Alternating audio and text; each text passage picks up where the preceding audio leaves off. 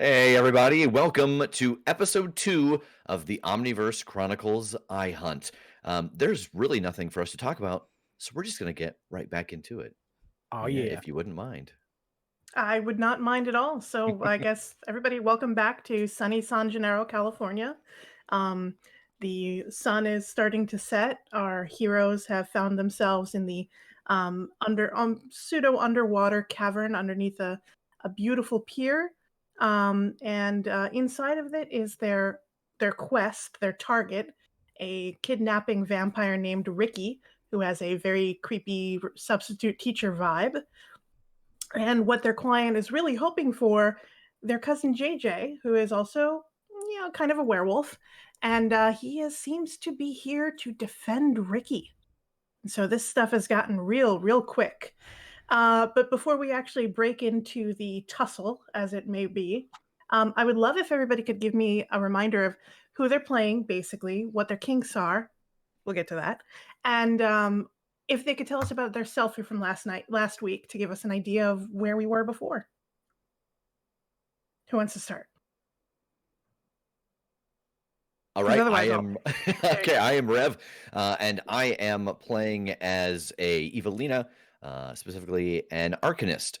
And my kinks are no, that is my kink. That Arcanist is is your my kink. kink. Yeah. Otherwise, don't Um, list them. It's okay. yeah. Please keep That's going. yeah. That's a whole other tier. And my Subgroup? selfie. Was it My what? like do you have your subgroup like Yeah, from the beginning? my subgroup is Mhm. Arcanist, Right. and Okay. my selfie, not my snapshot, my selfie from last week, Mm. is me walking out of the blood bank with the 3 dead hunters behind, and you can see that like their useful equipment had been looted, and it is called Waste Not Want Not. Very good. Very good. Who's Uh, next? Yeah. I am Tass still, I hope. And I am also an Evelina. I have the subgroup of the Watcher. And my selfie from last week was as this chase was happening to track down Ricky, and the other eye hunters were making chase and trying to track him down. I was ducking in and out of wherever the cops were trying to intervene and conveniently pointing them at something else that would throw them off the scent and keep my fellow hunters safe. And I call it their wolf. Perfect. Awesome. I am playing a 66 face.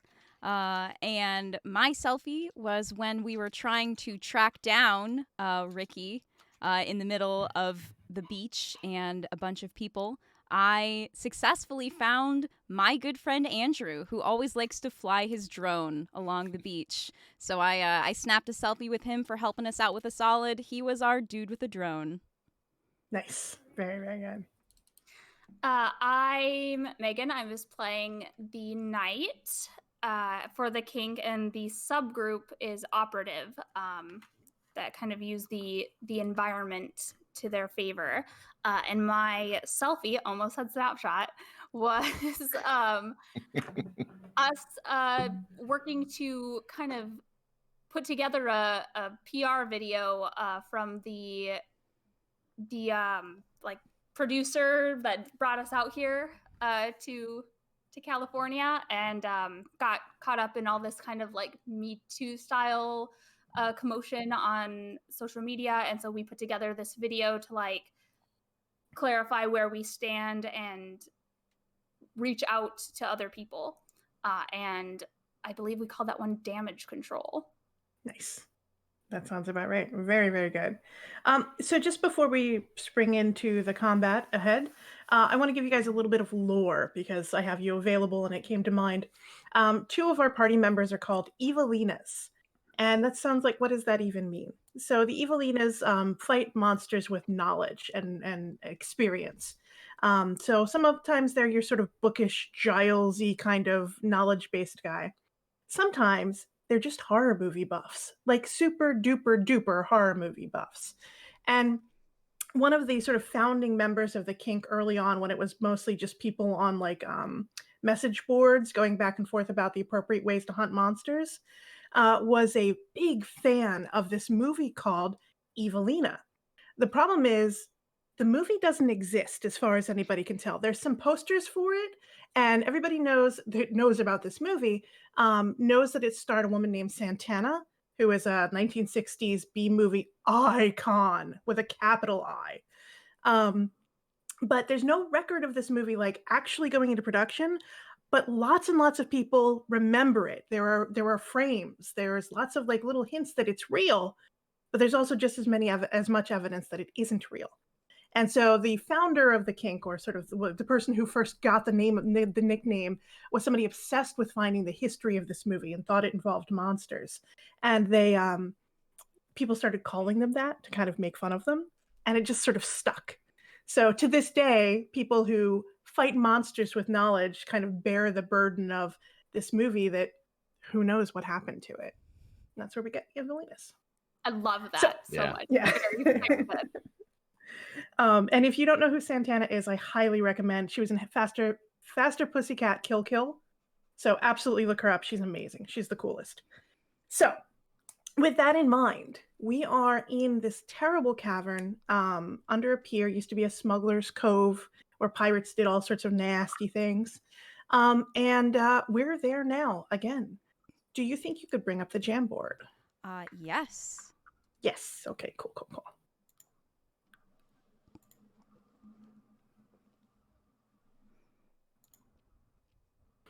All right. So if you see, if you take a look at the picture here, you'll see that there's kind of like 3 zones kind of thing. In Fate, we use zone maps to handle, combat, or, well, we can use it for a lot of different things. And in this case, you'll see that there's kind of the main boardwalk area where you guys came in. And then there's sort of a sandy area where you guys pass through. And then once you get into the cavern, you are standing about ankle deep in water. So it is wet and sharp in this red region here. Okay. And then over further, it's up out of the water, but it's still a place that regularly floods. And as a result, it's slippery and very sharp. The rocks here are jagged, like, ouch, don't put your hands on them down, kind of jagged. And of course, because that's the way that these things work, Ricky, our target, is over in this area that's sharp, okay? And between him and the safe sandy area is a little bit of trouble. That trouble being very dramatic, as I pull up the picture. And I'm not stalling at all. I'm loving this tension. Oh no. Oh, hi. Okay. There is JJ. Now, I mentioned on my Twitter feed that people who wanted to guess what fate hacks I was going to use in order to make this fight a little more interesting. And in this case, JJ is going to be treated as another zone. So in order to get to Ricky, your choices are to go through the sharp, ouchy water or to go through the werewolf. Okay. Oof. So iHunt in initiative is based on I'll do it first, and then when you get the turn, you claim the turn. Basically, it makes whoever's going first, that makes sense. Then you get to tell me who you want to go next, and if you don't pick somebody, I get to take it. Okay. Okay. So we're going to kind of hand it off and do it very organically that way. Okay. So giant werewolf looming over you. The safe way to get to Ricky is through him. The other way is through the water, which is its own danger. What are you going to do? I think that as soon as I see this werewolf raise up, I'm going to reach one hand out and touch Megan's double stake, and I'm going to transmute it from wood into silver. Ooh. All right. So hopefully it will be a double usefulness. Okay. And is that a thing you spend essence for, or do you have to roll? It is. It's something I spend essence for. So that costs me 2 essence. Okay. And so I think that I'm going to take those through mental stress. I think just the panic of this moment, I don't have my mind well protected as I utter this spell to make it happen. That sounds great. Yeah, for those playing along at home, some monsters have an essence or some spellcasters have an essence from years of adapting to being a part of the magical universe. For most people, especially most hunters, instead they have to take harm. They're basically kind of giving something of themselves in order to do the magic. Sometimes it's very literal, like, the very dramatic, oh, I cut my hand, I throw my blood, it's magic. And sometimes it's just like this, it's a kind of a mental thing. It's a little dangerous to mess with the magical arts. And so, yeah, you got a silver stake. What are you gonna do with it? Yeah, and I think that I think that in my mind, Megan goes next because I have Yeah. created this in her hand. All right, you pass it off to Megan. That's exactly how it works. Okay. Yeah. Then Okay. I think I'm looking at the stake and I'm seeing that it's silver. Mhm. So is JJ? He's in between these two areas. Is he also in this area that's considered slippery and sharp? He is kind Or of at the edge of the sand. So okay. basically, you can go through him along the sand, or you have to go around through the water. Okay. Well, yeah. I think I'm gonna try to. I think I'm gonna try to go up and distract him. I want to try and like use the sand and Okay. like kick it up at him to try and disorient him, maybe get it in his eyes a little bit. Okay, sounds great. So why don't you give me why don't you create an advantage and we'll call it some kind of like dust storm or something like that. Okay? Okay. And I would like to see 2 or better because the sand is kind of wet. Okay.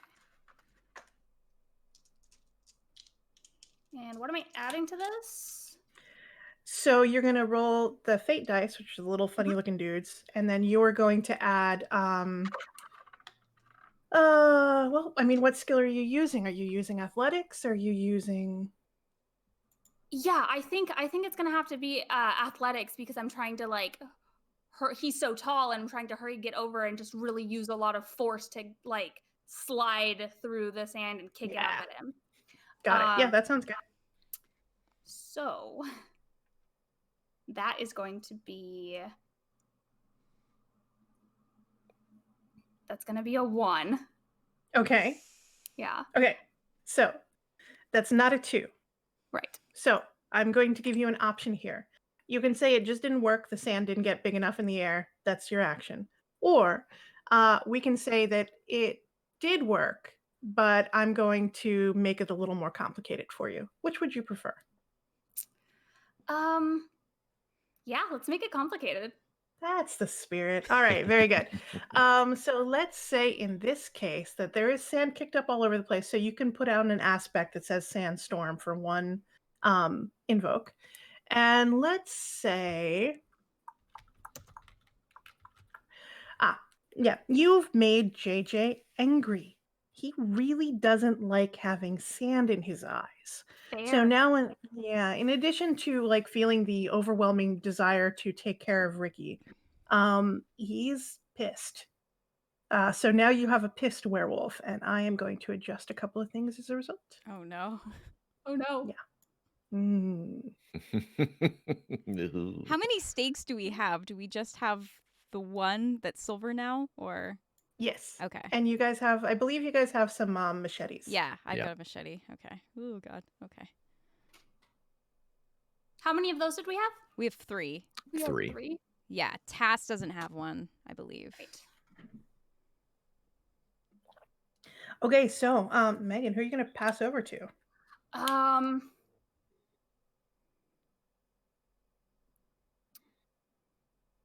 You can pass it to me. I feel like it's gonna be you. Like I feel like at this point, like I've done something directly to him, and now he's angry. I feel like it makes sense. Okay, very, very good. So now JJ, although he does like kind of puff his chest and lift his maw and howl, and it like shakes the cavern so the dust kind of falls off of the roof. He's still not attacking. He's only defending Ricky. So far, so good. But Ricky's gonna do something.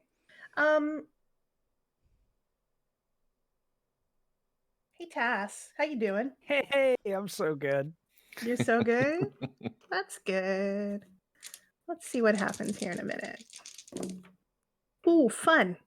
That's a good one.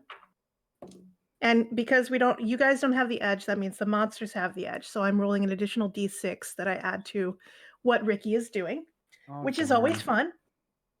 So, Ricky kind of like boom, hits your eyes just like through the dim lighting of the place.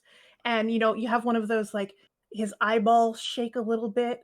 And like something serious is going on. And then you realize he's no threat to me. This guy is absolutely no threat. He's a weeny little nothing. Why are we all worried about this guy? So I am going to give you an aspect that's attached directly to you. It's only something that you have to worry about. Okay. And it's called underestimate Ricky. Okay? You are tempted to think that he's absolutely not a problem for you whatsoever. Now, later on, I might be able to compel or imperil that, but I'll explain imperiling should it come up. Anybody can also compel it should you want to kind of give Tass some extra fate points or just make the scene more complicated. Okay? Okay. All right. So that was me. I feel like, Tass, you should respond to that. Yeah. Yeah, I guess I don't know how this works as far as like, is that an action? Him doing this, is that something I could have tried to defend against? Or is a defend something that's more... I guess I don't know how that works in this. That's valid question. So attacking is or defending is when you are being attacked in a conflict. So that's if I am trying to do direct harm to you, you are going to take harm. You can defend whether it's mental or physical harm. What that was in that situation is he created an aspect. And as long as you have fate points to spend, you can ignore it if you want to, but it will cost you fate points to do so. But if you accept the compel and go with the weird psychic vampire impulse, you get fate points. So it's kind of a buy off. Okay. Yeah. Yes. Okay. So there's a wall of howling angry werewolf. There is a big, thick, watery grossness. There's slippery rocks. And there's a guy who you don't think is really much of a problem. Oh, man. Okay. Well,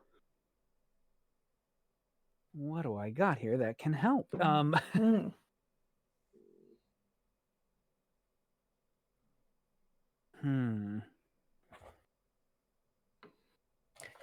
So one thing you could do because of your situation, if you wanted to, you could try to claim the edge for your group. Ooh. Do that. Okay, talk to me about this. Okay. Okay, so this is not an easy roll, so you probably have to bring in some aspects, but it's worth considering. Okay. And I want to bring up the specific game rules because otherwise I'm going to say it wrong and be real embarrassed when my wife laughs at me later. And can we also like kind of define the edge with like why that starts with the monsters? Right. Yeah. So the important thing to keep in mind is that you guys are basically millennial hunters, and millennials are always in a disadvantage. Hunters are always at a disadvantage because monsters, if monsters are real, they're bigger and stronger and more powerful than you. So one of the ways that we reflect that gap in power is with what we call the edge dice, which is a d6 added to their normal rolls, which messes with the swing of a fate die pretty dramatically. So the other thing that you consider is like, if you're these sort of hunters, you don't hunt without preparing, without planning, without going into it, because otherwise you get yourselves into a fair fight, and fair fights for hunters mean death. So any one of these encounters with a real monster in a real like life and death situation, they start with the edge unless you've claimed the edge through one of your powers or situations beforehand. And how do you do that? Oh, sorry. Right. So if we really knew the monster that we were dealing with and we did a lot of research, there are certain Evelina gifts and stunts that may make you claim the edge beforehand. Everybody might have an access to a stunt or two that allows you to claim the edge before a fight. In the fight, What you have to do is basically what we call an overcome roll, which is basically you are overcoming their resistance to something, and you need to do 5 or better on that roll, and in which case you can claim the edge for 1 use, Okay. and then it defaults back to the monster. Okay, so claiming the edge is not something that is like unlocked by the research we do. It's an actual stunt or move that we have to do to claim it beforehand. It can be if like the research is real good and it just Mm. feels correct. I will say you've got the edge. Okay. So, you've done some research. You do know about these guys. Like you read about the different families of monsters. You know this guy is a rattlesnake. You've seen him use a mental power, even if you haven't really clicked that it was used on you. So you might be able to kind of like shout some info that would give everybody the edge here. So it's up to you. Yeah, but he's not really a threat though. That's true. Oh no. That's true. If you decide not to go for the edge, I will give you a fate point. If you go for the edge, you will lose a fate point. Listen, I literally have an aspect called gotta catch 'em all. I'm a collector. Oh, I would baby, love that's to true. have lots and lots of fate points. I would love that. Mm, That would make my heart happy. So, that is a good attitude. you know, So what I can do, looking at Mhm. this situation, is here is what amounts to a very large puppy, a little pupper dog, real big yeah. pupper dog, big baby. and my buddies here have to do something about this. I don't have, That's I true. have no machetes, I have no stakes, but I know how puppers work. So Yeah. So I think what I'm gonna do is start creeping in close, Mhm. as close as I can get, and then suddenly burst up and start running kind of back, just I don't know, just whatever the most distance I have left or right to draw its attention, because puppers want to chase.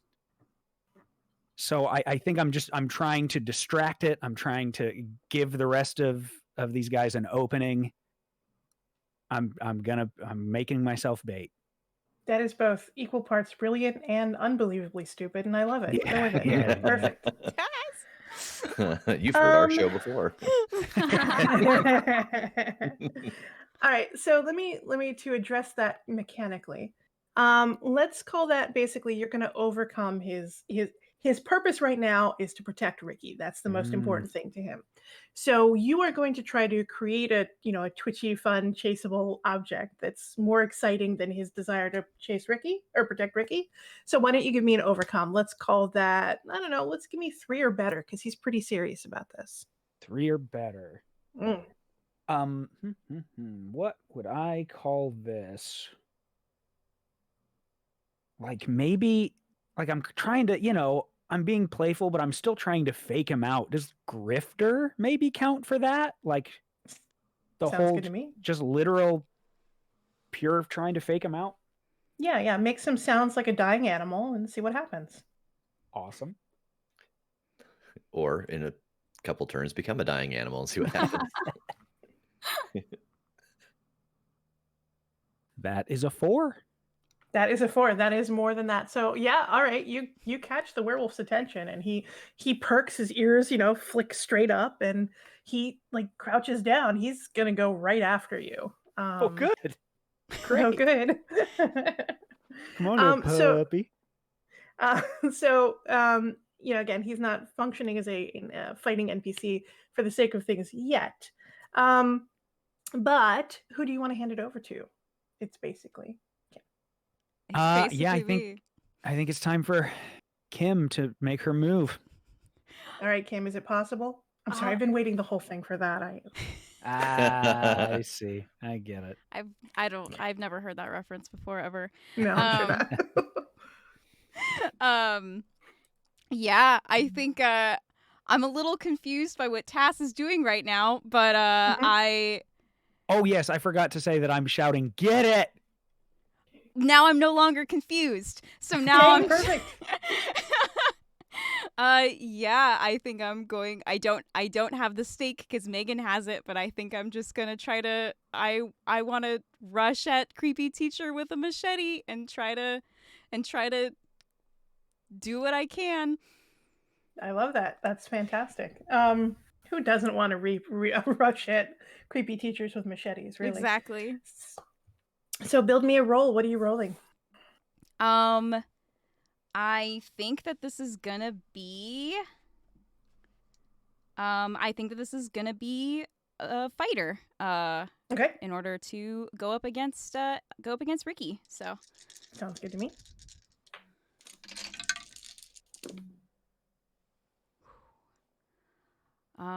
And I think I want to invoke creepy teacher sighting. Because I really hate the look of this guy.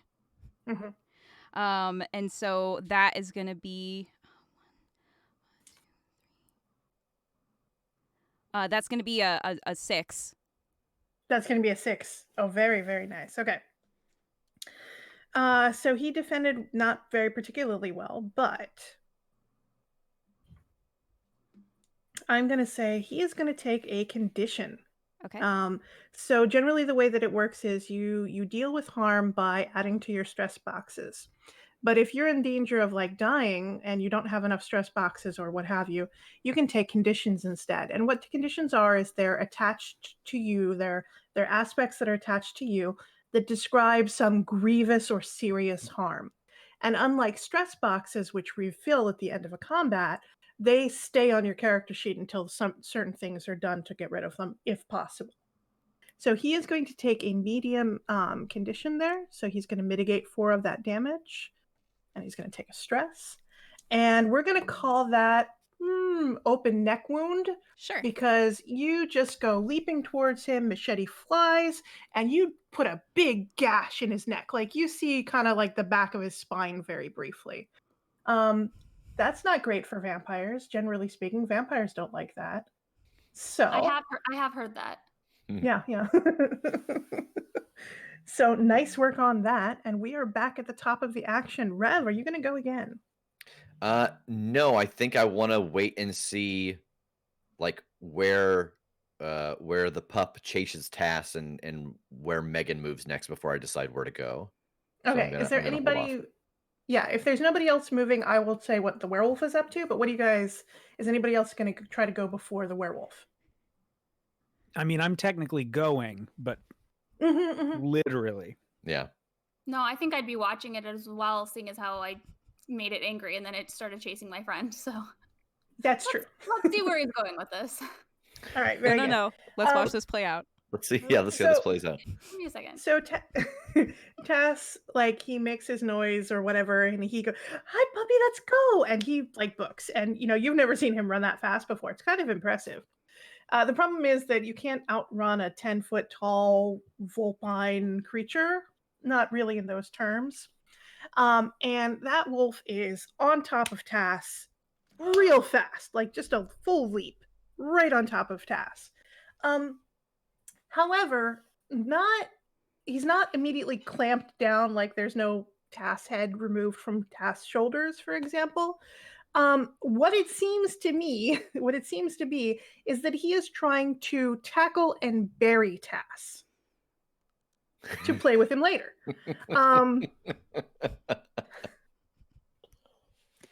It's all you can ask for. I mean, yeah, right. So I'm going to roll a create advantage, and we'll deal with what the outcome of that is in just a moment. Again, this is not necessarily a direct attack to you. It's not going to do you harm. So that's why you're not actively defending against it. Okay. Yeah, he gets a lot of sand up on top of you real fast. So like if you wanna call it kind of like partially buried, you can throw that right on top of there. For the sake of when it is your turn, I'll just kind of toss this out here. One of the other things that you can do with create an advantage is roll it just like you were creating one, but instead of making a new one, you alter an existing one. So it's kind of like I'm going to tweak what's already on the table. And that is an advantage. That is something available to you. Okay? Okay. All right. So the werewolf is half burying you, so I feel it's very natural for me to hand it back to you. Tass, do you want to go?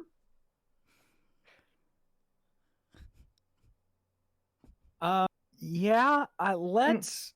I like what we just said here about taking one and kind of fitting it to what's going on. Is as he's burying me, I don't know I don't think I instinctively understand exactly what that means. Right. So I'm doing my best to get low, get down as deep as I can, and start packing that sand close so that I'm not just I'm less buried and more armored. Got it. Like packing the sand as tight to me as I can so that if he does try to come back for me, he's going to have a hard time of it. All right. The Diglett maneuver. Perfect. Very good. Beautiful. Yes. All right. Well, so why don't you go ahead and give me a create advantage, and you kind of have to basically you have to do better than he did on his to mess with it. Okay. So Oh, roll high is what I'm saying. God, what would this be? I'm gonna I maybe athlete. You know, Athlete, it's just survivor. Survivor is a better. I like that. Thank you. Yes, Yeah. we'll go with that.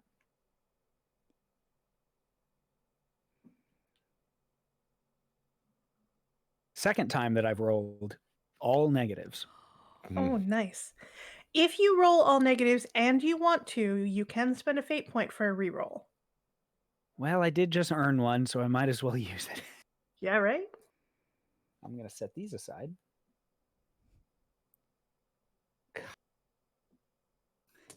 You got this. Don't worry. You got this. Hey, that's way better. +2 is 5. Very, very good. That's absolutely enough to beat out his roll. And so, Yes. what do you want to call that instead? The Diglett maneuver. The Diglett maneuver. There you go. Can't get better than that. That's very good. Yeah. No. I got to get a picture of these dice. All right. And I'm going to go ahead and say that it's pretty fair to say that there's still sand kind of dust up around all over the place, but the werewolf is out of the way of getting to Ricky.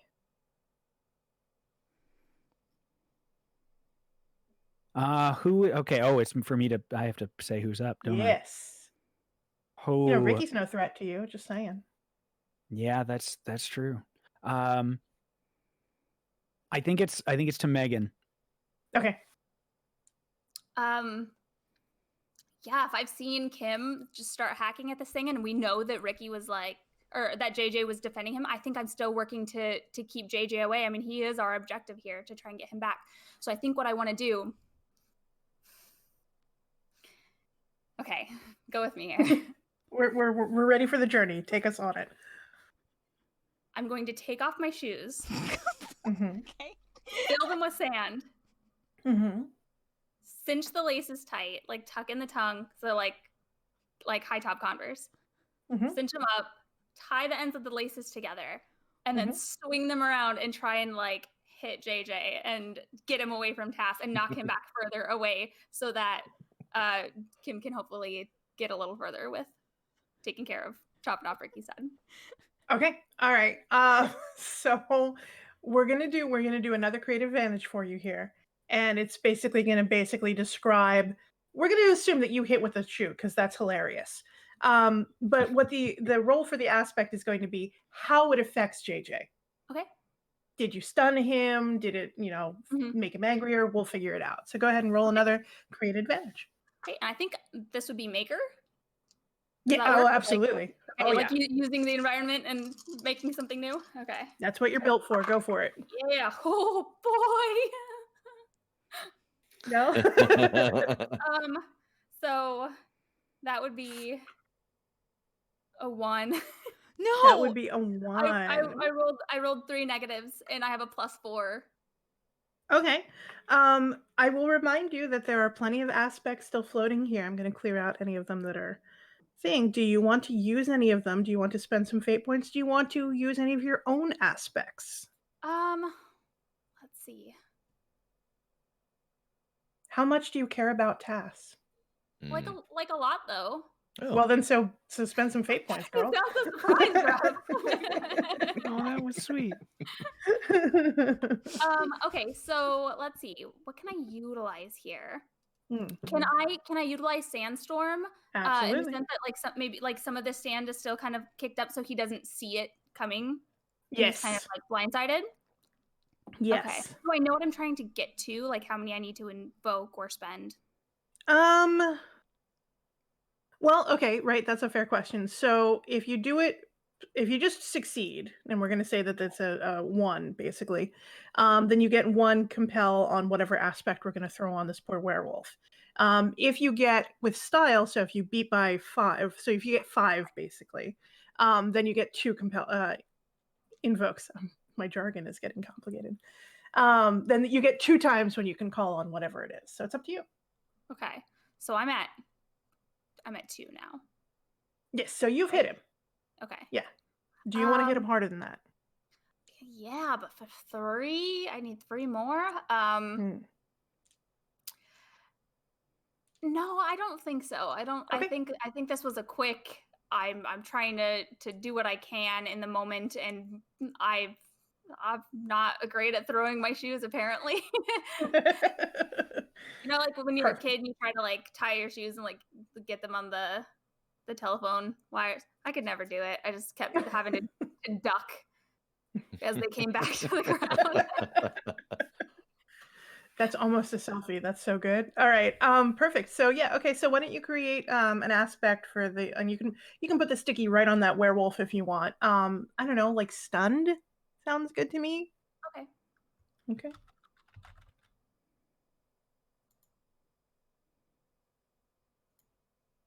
And that just has an invoke. 1 little Trevor, 1 little aspect. One fate point. I'll get this sooner or later. Here, it's in this. Okay, there we go. Beautiful. So who do you want to hand it off to? I think if Rev was standing there kind of like surveying the situation, I think I'd probably make eye contact with him and he sees this happen and I'm like, Okay. Okay. Yeah, so since Megan has gone for JJ and Tass, I will go to help Kim with Ricky. Nice. So I think what I want to do, where we are, how many zones away is Ricky? Is he technically 2 zones away? Okay, so he is, yeah. So you are basically, I'm saying, you see where it says Tass and there's like sand. He is. You can now more easily move into these slippery and sharp things. But I'm going to say, for the sake of things, in order to attack him, you're going to have to do an overcome first to kind of feel your way over the sharp rocks. Well, the question I have is, I have a thing that lets me attack something 2 zones away. Oh, then you're good to go. Okay, that's okay. Yeah, so I am going to I'm going to try and force blast Ricky. Nice.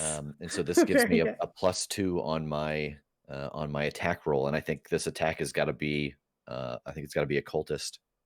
Okay. Yeah, of course. Yeah. Can you give me a little bit about like what is your magical practice look like? What is this? What are you borrowing from or taking from? So I was thinking about the transmutation. I had this idea that on one arm I have a tattoo of like the periodic table. Yeah. And so like that sometimes like I actually like have to check it real quick because I can right now only do like minerals and alloys, and I think that's because of the steep learning curve of it. And then I think for the like the force blast, I think that it is borrowing like actual just mental will. It is draining my mental fortitude, I think. Got it. Okay. You're just putting yourself out there. Go for it. Yeah. I'm gonna spend a point of fate to re-roll those. Ouch. Oh, okay. Because that was 3 negatives. Mm. So we'll get rid of this guy. Beep. Goodbye, Trevor. I loved you. Okay. So that would be a 6 with That the would be a 2 6. that I get from Wield Force. All right, very good. Okay, that is a mystical thing, and Ricky doesn't have much set up for that kind of thing, so he can't defend. Oh, cool. Because how do you defend against that? But I'm not going to. He's not going to take stress. He is going to do another condition. Okay. And what the condition in this case? And remember, you guys can compel his conditions once for free. So you have the big neck wound you can call on, and he is now also let's call him mystically stunned, right? Okay. So he's reeling from the force of your Horoken. No, that's not Yeah. right. And I like it though. I think I've got to give it to Kim. I'm trying to Okay. create an opening for her. Very, very good. Okay. Yeah, so I'm going to take another swing at his neck with my machete. Very nice.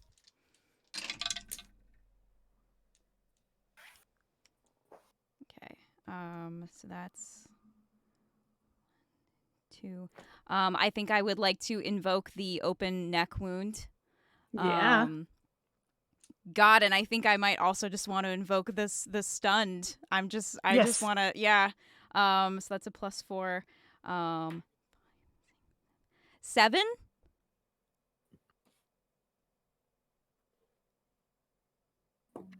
I love how you say 7. Like, is that good? Is this anything? Am I sure? Question mark? Okay, cool. So as that is kind of happening, you know, he's flails back from the thing and he hisses and his big nasty fangs drop down and drip more of that rattlesnake venom. And she's not having it. So she just swings out again exactly in the same arc that she did before. And that skeezy head, that you know, that scary vice principal, substitute teacher head just kind of lops off and flies through the air, hits the ground, hits the sand. His whole body briefly catches on fire, and the head kind of laughs at you for a minute, but the ashes fall, the head falls to ash similarly, and it looks like he's probably gone. Man, that guy was just really not a threat at all. He says with a mouthful of sand. It looks like Ricky is pretty dead. However, there is still a werewolf who is burying one of your friends. JJ is still wolfed out. He's still hulked out, and he's still angry and like throwing sand. And now he looks, instead of angry and determined, he looks angry and confused. Like he doesn't really know what he's supposed to be doing anymore. What do you guys want to do? Well, I want to go get my shoes. try to talk to him to see Yeah. if words register. Yeah. All right, go for it. What are you gonna say? Ricky, your cousin sent Ricky. Well, that's not Ricky. JJ. JJ, your sister cousin. Whoa, that's a Who's different the- family who's the werewolf. monster? That's not this one. JJ, your cousin sent us. Your family, they're worried about your well-being. You've got to calm down. What was being done to you has gotten you all riled up. Just take a breath. Just sit down and breathe for a second, and we can get you home safe. What was being done? We'll get you back to your surfboard collection. Oh, very good. So what I'm going to do is I'm going to call that a social worker, Okay. and you're basically going to attack him, but you're kind of attacking his dazzled state. Yeah. Okay.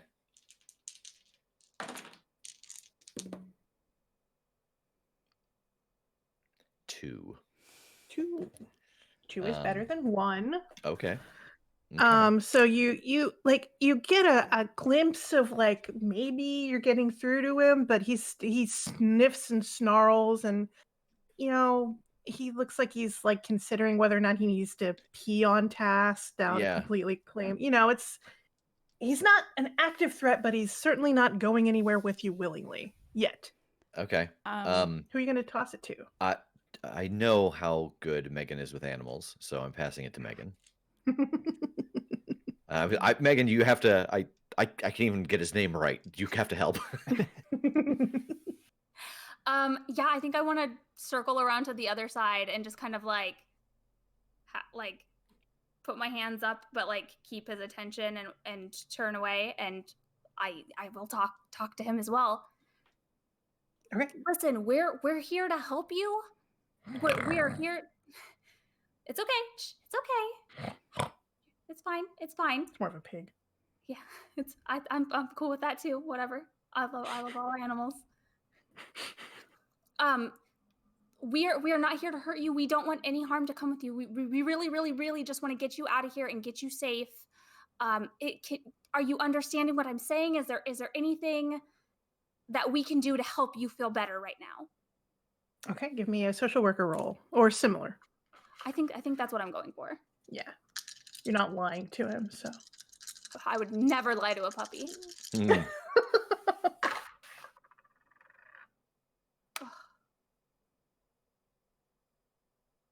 So that's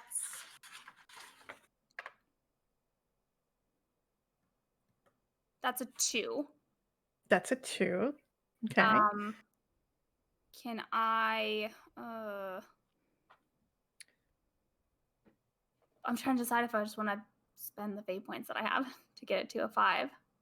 You can spend the fate points to get that to a 5, of course. You also have some aspects that are out there on the board. Remember, he's stunned. Right, from that's your what I was shoe. thinking. I was like trying to think of like if there's anything other than stunned what I could invoke, even just environment wise. But I think that one I'm gonna go with, and then like, yeah, I think that's got to be it. I'll take the stunned, and then I'll spend 2 of my fate points. 2 of your points? Because remember, they give you a +2 each. Oh, okay, that's right. So what do I need? I got 1 of mine Mhm. and the 1 from stunned. Yes. Okay, then I will. Or the one from the aspect, yeah. Yes. Okay, so you're doing 3 to it, basically? That's how that works. Okay. Okay. And that is in fact enough that he snorts and like sand goes everywhere because he's a big gigantic monster. But he kind of like he hunches down like a low whine kind of thing. And in the process, he shifts back down. It's very natural. It's not like the howling where it's violent and painful. It looks like this is a very natural thing for him to be able to do. And he is a strapping young man. Absolutely, beautiful beach body, surfer boy, with a kind of like sun blonded hair, like it is brown, but he's outside so much, that kind of dangles down in his eyes. Naked as the day he was born, absolutely unconcerned about that particular thing right now. And he just kind of crouches down on top of the mound in which Tass is sitting. Oh, Worst view ever. So you're good friends now. That's all I'm gonna say. Does he look like freaked out? I mean, as much as a naked beach bum should, I guess. Yeah, he's with you. He's here in the moment. Let's say. What did I do? Do you remember anything?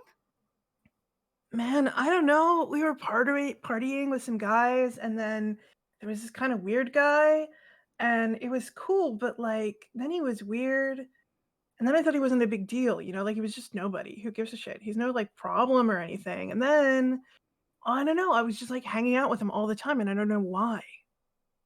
It's weird. I think you were bamboozled. Shit. Yeah, but probably. We got you. I hit you with my shoes. I'm sorry, but I had to. But you're okay now. We're here to help you get out of here. Yeah, sometimes you got to hit you on the nose, right? Yeah. Just like a little bit though. It's fine. Yeah, it's cool. Dude, are you okay? And he realizes that he's half buried a human being. I'm pretty stuck, but I'm okay. Oh, dude, come give me a hand, okay? Yeah. And he'll dig you out. Okay. All right. Well, he's okay, basically, and he's willing to go with you anywhere that's not here. Great. It's probably illegal to go walking out naked on the beach, but maybe you don't care. It's up to you guys. But we can basically call that a wrap on that particular adventure. Can we try? Can we try to get the ashes? Can we try to get the ashes? Yes, you can absolutely. I can easily say you collect up some vampire ashes. It's a little sandy, but you do get some. And another thing that's particularly common with with monster hunting is when you do the gig, if it's safe to do so, you want to take a picture with the body or Mm. whatever's left of the body. So, get your best angle next to the pile of ash and make sure that you Yeah. yeah, that's right. The lighting in here is terrible. I'm sorry. We do that like put a bunch in my hand and I go. That's it. We do a very cute little boomerang of Megan blowing some vampire ashes. We have JJ take it because Megan doesn't want to have to take all the time pixelating the photos. Yeah, he's fine with that. Okay, and so the client is happy. She's fine with it. She sends you guys $1,500 because that was $1,500. Yes. It was 10,000. Sure. It was 10,000, but we'll 10,000, yeah. go for 1,500. I'm not gonna Well, correct no. her. Oh wait, There was the bonus for bringing That's the the custom last home one. safe. Yeah. yes. Yeah. Okay. I know what I'm doing. I'm professional. All right, so fantastic. Yeah, so you get a fat check for you guys to split amongst each other for a little bit. That's pretty good. Yes. All right. So you can go ahead and, mentally, because we don't have the board up yet, but you're going to refresh your fate points. You're going to start over. If you took any stress from that event, it's gone now. If you had any consequences, we would deal with that, but I don't think you did, so it's not an issue. Which brings me to a question. Pardon me. Whose day job is in the way of you guys taking your next gig? It could very well be mine. I don't know if it would be in the way of everybody, but if I have editing deadlines that need to get done, I have to put that ahead of going out. So that would make sense for me. I wouldn't think that anybody else needed to wait if it was something that they could do. But if going together as a team is like priority, if it's we don't go unless we all go, then I could definitely be holding us up. Okay, I like that. So I'm thinking you go to your normal day job, you do your thing, and kind of right as you're leaving, one of the big producers, personal assistants comes flailing over to you. Oh my God, he needs these 7 changes and he's going to fire everybody if it's not done. He's threatened my mom. I don't know what's going on. It's just these 7 things. And if they don't get done, I don't know what's going to happen. You're the only one who knows how to do this here. And pushes a laptop into your hands with the kind of impression of take this, go, save my life, effectively. I'm on it. All right, very, very good. So I'm going to go ahead and assume that you head back to the sort of group lab because that's the best place for you to do some work. And you kind of see Megan come in from her day job, and she's carrying too much stuff. She's got some kind of big job to do. Are you guys going to lend a hand, or are you just going to watch and laugh? I can certainly lend a hand. Is everything okay? Yeah, I got to make all these changes to this edit really quick. I don't know how long it's going to take, but I definitely can't go out right now. Do you need a second set of hands? Yeah. I mean, I could definitely use some second opinions, and I mean, just even sorting through some of this B-roll so that I can get it done faster. Okay. And eyes for color grading, Oh yeah, I can do I can help with the B-roll stuff, but I don't know how to do any of the rest of it. That's okay. It's okay. I'm sure with the 4 of us, maybe we can get it done kind of quick, maybe? Sure. Okay. So I'm going to do just a real quick little challenge on this. So let's say that there are 4 things that need to be done. The B-roll needs to be searched. The color grading needs to be done. The actual editing itself needs to be done. And there's a bunch of really nasty notes from the producer to the PA that need to be kind of answered, but in a way that's not going to get the PA fired or you fired, basically. Oh, I'm on that one for sure. Okay, all right. Yeah, somebody needs to basically appease the producer in this case. So I'm going to have each of you do kind of one roll straight across the board with whatever aspects you want to pull in or not. And we'll kind of see who succeeded, who failed, and we'll tell you how it all shook out. Okay? Okay. Who wants to roll first? I mean, I'll do the editing. Okay. Okay, so what am I rolling on this? Probably Maker. Okay. Or hacker if you're breaking into something first. 2. 2. All right, very good. I'll let you guys know how it shakes out once I get all the rolls Okay. in. Okay. So who was going to do the color correcting? I will do that. All right. I think my experience with my own sort of minor picture editing and Instagram filters and stuff like that will give me an edge up on color grading. I think so. That's a 6. That's a 6. Oh, that's a very nice roll. All right, good to know. All right, and then we've got B-roll stuff and appeasing the producer. Yeah, I will do the B-roll stuff. I think using investigator, I can look at the B-roll real tightly and make sure that it matches up with the background that they've cut away from or whatnot. Nice. 3. 3. Very good. Okay. And appeasing the producer? Oh yeah. This seems like social worker. This seems like making sure they're getting all the right words. Hey, there's for this is where I get all positives. God dang Of it. course. Good. 7. Oh my gosh. That's Fantastic. All right. So you guys blow this very simple but annoying job like right out the water. It's, this is nothing for you guys. I will tell you kind of going forward in the future, that PA is the producer is so impressed with what they think is the PA's work that they get some kind of big promotion and a whole thing. Somehow you guys being involved in the process gets forgotten and you get absolutely no credit for the work. But the PA is very grateful and the PA is going to owe you one, whether they're, giving you the credit or not. Okay. What is their name? Cindy.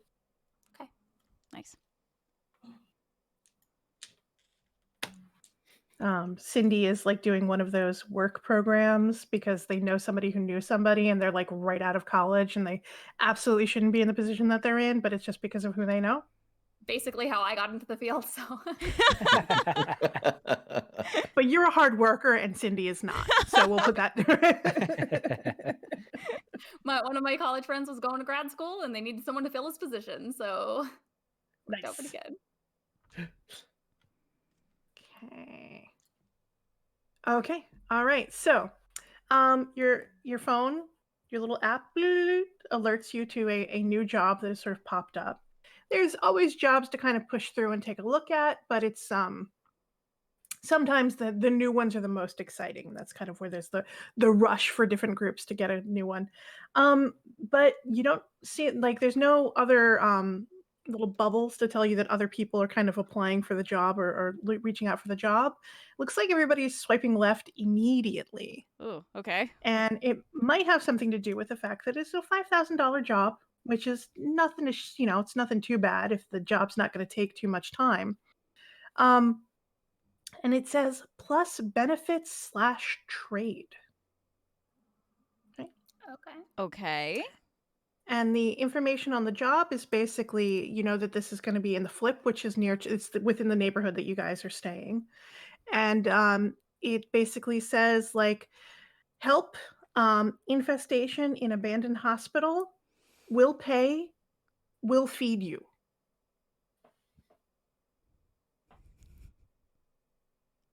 I mean, I'm in. It wouldn't be bad. We just had a decent paying job. We could build up a little bit of money to stock away. Like we don't need a job yet, but it wouldn't be a bad idea to take one. Also, Yeah, plus it's right in the neighborhood. That's true. Abandoned hospital, let's go. Yeah, we gotta go check out an abandoned building. Let's do it. I don't know. I'm always down for that. I've done some short films that are just copy, credit, and meal, and the experience on that is, it depends. Do they say what kind of food? They do not say what kind of food. Yeah, guys. Let's set our expectations pretty low here. But what do you think? Yeah, might as well. Okay. Yeah, sounds like an adventure. I'm down. All right, I'll accept it. Okay. You accept the gig and you get an immediate response from the client, like they were just sitting there waiting for someone to answer. Oh shit. And there's no picture with a little face, because sometimes there are pictures and sometimes there aren't. Maybe this is a newer user, it's hard to say. But they say, "Oh honey, I'm so glad that somebody responded. Please come on down. We got lunch already." And she gives you the address of a public community garden park kind of situation. You're vaguely familiar with the area. Yeah, I've lived here And for she's a few very years. enthusiastic about, please come. Ask what kind of food. All right, I will type back. Yay, lunch. What are we having? Barbecue. Barbecue, guys. Ooh, Yeah, right. barbecue guys. Can't be too careful. You got to be more specific. That's fair. Yeah. That sounds like a food truck. I'm down. Yeah. It's pretty close to here. Let's go. Okay. All right. So if you want to bring up slide probably 2. So, I've described the flip to you before. It's a neighborhood of questionable legal status. Cops are around here a lot to give people trouble. It's primarily minority groups in pockets all over the area, except for the places that they're trying to, what do they call it when they buy up the properties and they make it too expensive for the locals to live there anymore? Mhm. Gentrify. Gentrification. Yeah. So there's some pockets of gentrification going on here, but the thing about the flip that's very unique is that it's very colorful. Even though the people here are poor and watched over by cops and have all ends of problems, the neighborhood is colorful. And as you enter this community garden, you are struck by the brightness of everything. So it's tomato plants growing in paint buckets, but the paint buckets are all hand painted and they say sweet things on them. There's Bible verses on old walls that have been repainted bright teal. There's just a lot of light and love, even as the place is kind of junky and falling apart. Everything was here is made by hand by people who care about the soil and they care about the plants and they care about the community. And it's very present. It's very clear. The vibe in the area, extremely chill.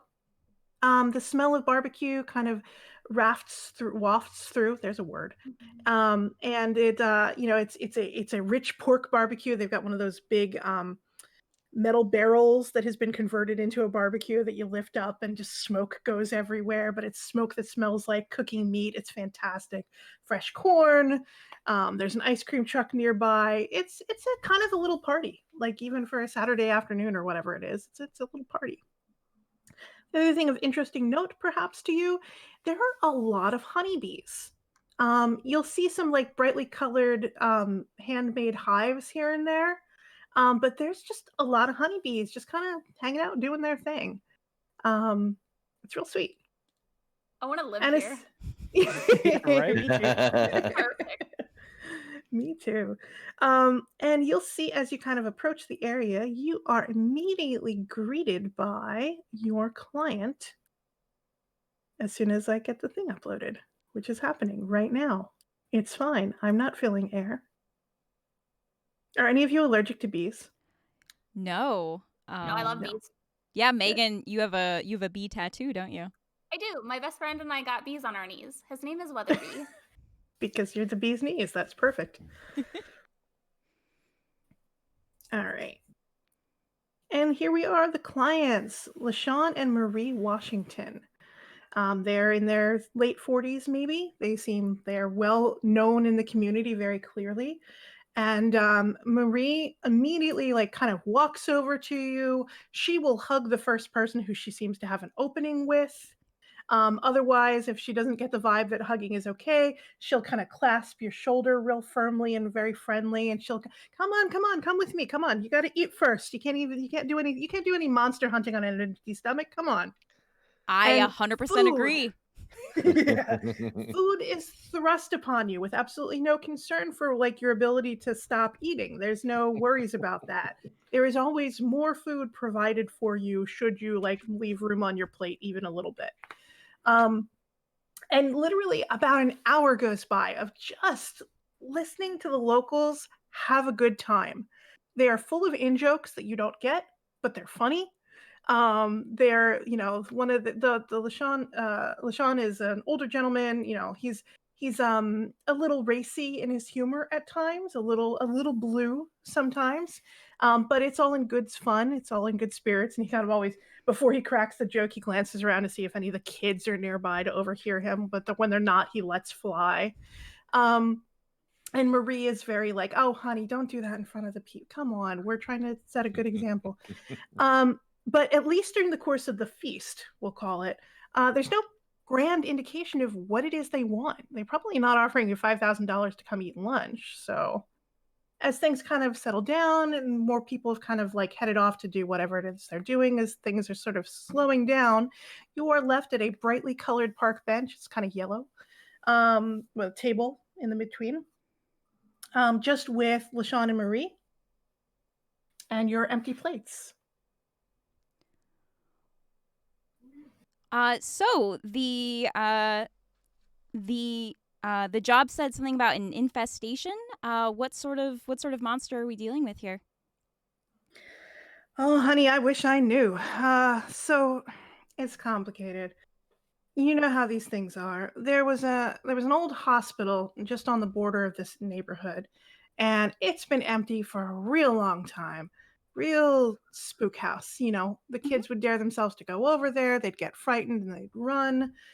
And we have been fighting for years to get the city to either tear it down or rent it out or do something, because it's dangerous to have a big empty building like that in the neighborhood. We have kids. It's right near an elementary school.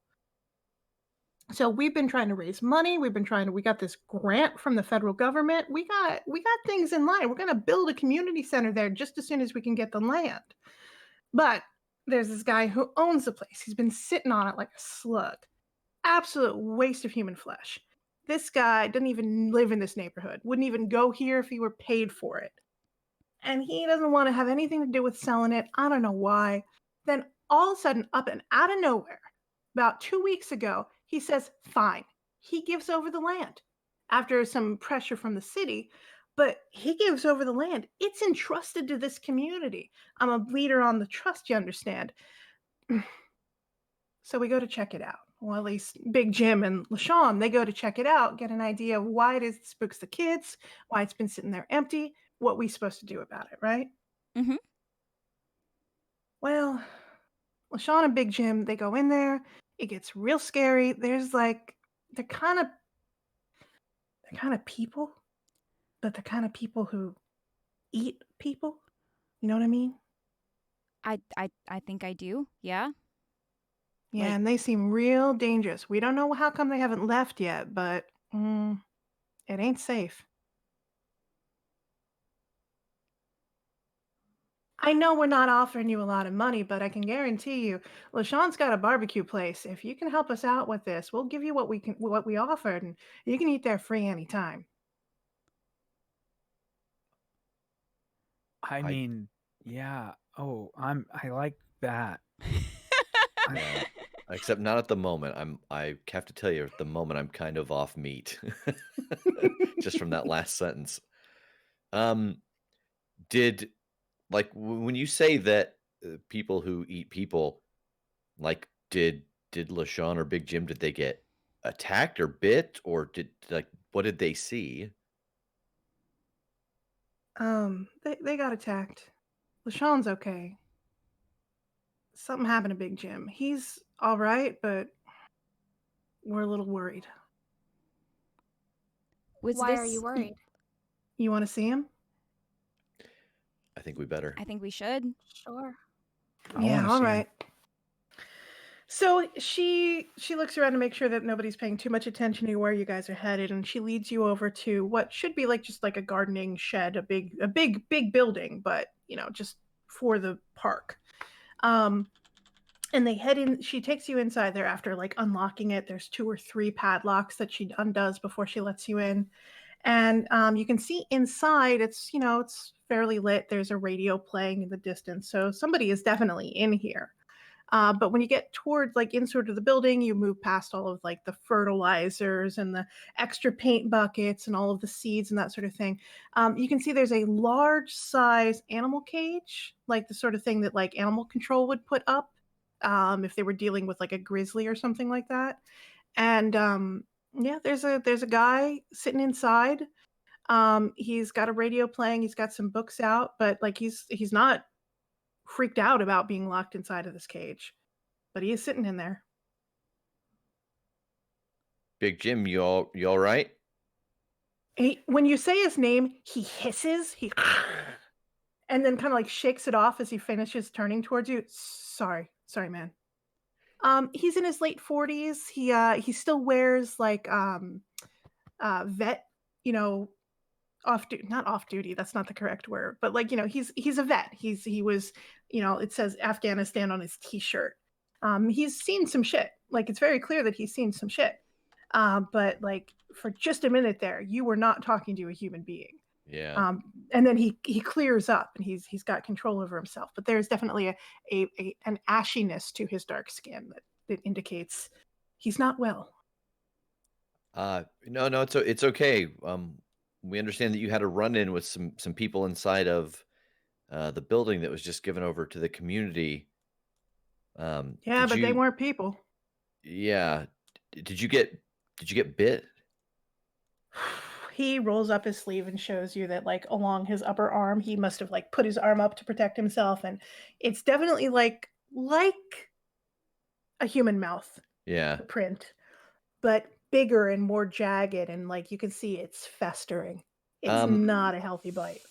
I think we keep claiming it, but I think I look at Tass. Do you want to give that the once over and see if it rings any bells for you? Do you? Yeah. There's a lot of different things this could be, depending on. Do you mind? Yeah, it's all right. Just be careful. Sometimes I get twitchy. All right. Yeah, I want to get close and get a good look at this to see how I might think it's affecting him. If this spawns any kind of differences between. Well, I'm kind of looking at the difference between stuff like straight up Romero and like wildly different things like Night of the Living Dead and things like that. Right. Or not like that's it. What's the other one? Like in like Reanimator and things like that. If it's going to be Reanimator, I'm going to give you a warning at the beginning of the session. Yeah, please. We'll be doing an homage to Basket Case later, but that's neither here nor there. There we go. For now, why don't you go ahead and give me like your occult roll. Okay. And you can tag any personal aspects if you really want to bump it up. But we're going to create an advantage, and I'm going to tell you some info, and you can decide what you want to call that advantage. Cool. Oh, those even out. That's just one. So that's a 5. That's a 5. Hey, all right. yeah, nice. Very, very nice. So whatever aspect you create from this is going to have 2 invokes on it. Nice job. Cool. Okay. So, well, I mean, it's gross. It's definitely gross. In the world of iHunt, we kind of acknowledge that there are certain kinds of hungry dead that are sort of naturally occurring. It just happens sometimes. There are the Romeros, what we call Romeros, which are just basically like a very dangerous infective plague. And again, they could be naturally occurring. Then we also kind of recognize, your Resident Evil built in a lab kind of science experiment kind of thing. And there's some other things like witch curses and sort of thing that can cause these things to happen. And it's just kind of a matter of the most important thing for an iHunter to pin down is this an infective thing or is it not an infective thing? In this case, oh boy, is it infective. Yeah. Okay. There's pus coming out of it. You can see that the skin buddy. is what do they call it? The skin is dying around it. And because you did such a really good job on it, and I really care about my players very much, I'm going to tell you, you can see vague movement under the skin. No. Oh yeah. There's something biological under the skin that was transmitted through the bite. Okay. Mm.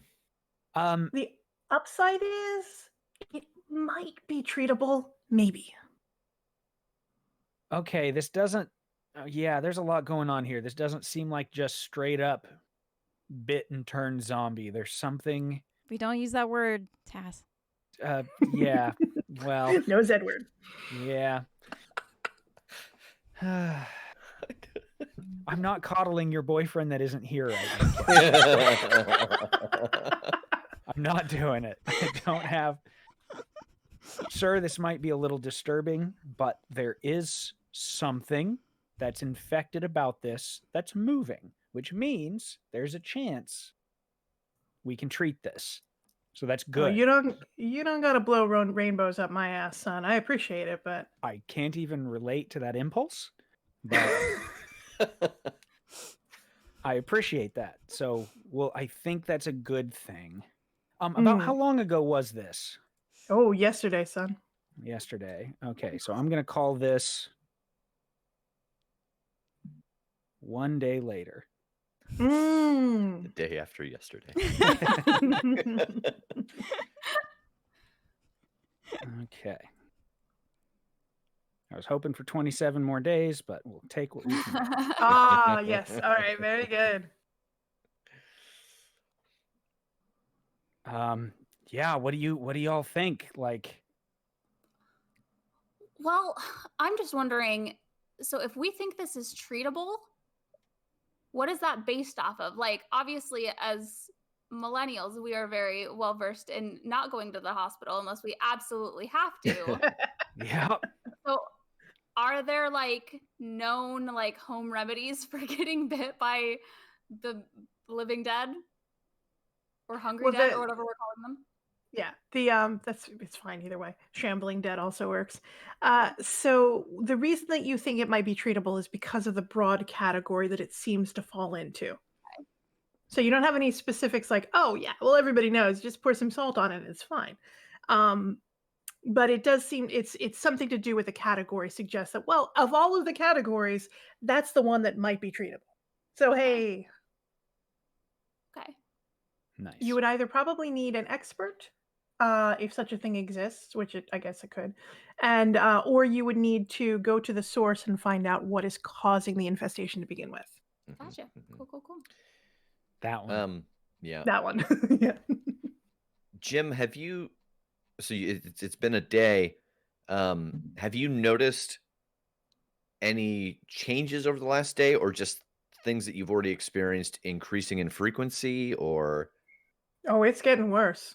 Okay, but you haven't noticed like any new things or any it traveling quickly or anything. Just the frequency is getting stronger. Yeah, it's a slow change, Okay. but I can feel it. Ladies, would you turn them around a minute? Sure. Okay. We do?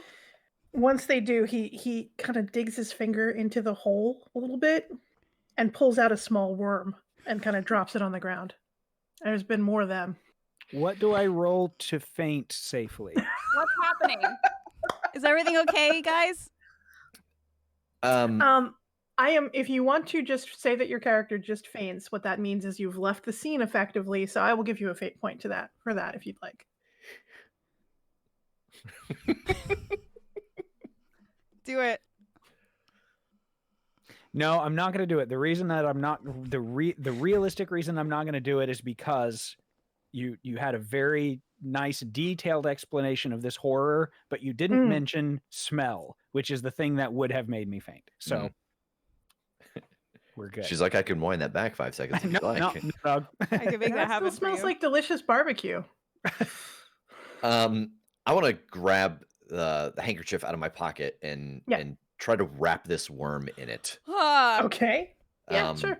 Because this could be super important to have one of these to figure out, like, if there is a way to cure this. That's valid. Yeah. Is everything okay? Are you guys all right? Yeah. It's fine. Yep.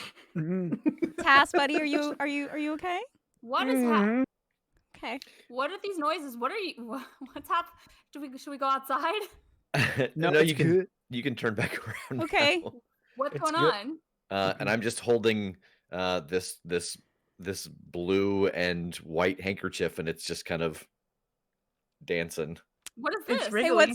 What's in that? What's in that? It might be the cause of Big Jim's problem. What is It's it? the cause of my problem right now. Yeah, it's kind of like a worm.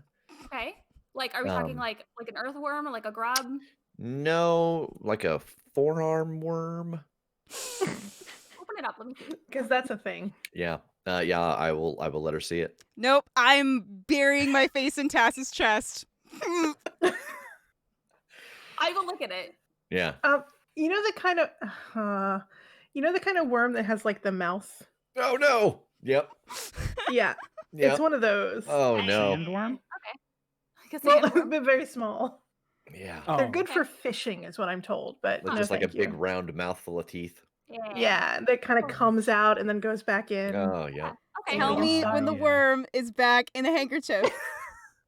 I just want to look at like how fast it's moving and kind of see like Mm, what can this thing do on its own?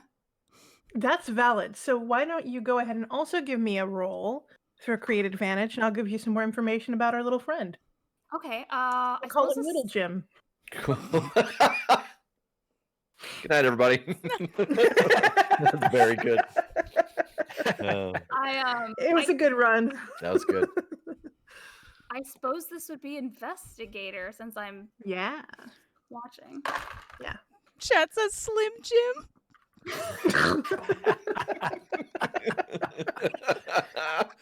Oh boy. Ooh, snap into it. -1. -1. That's not a great roll. Nope, it sure is not. Incendiary Slim Jim snap into you. Oh, that's going right on a t-shirt. Oh, Huh.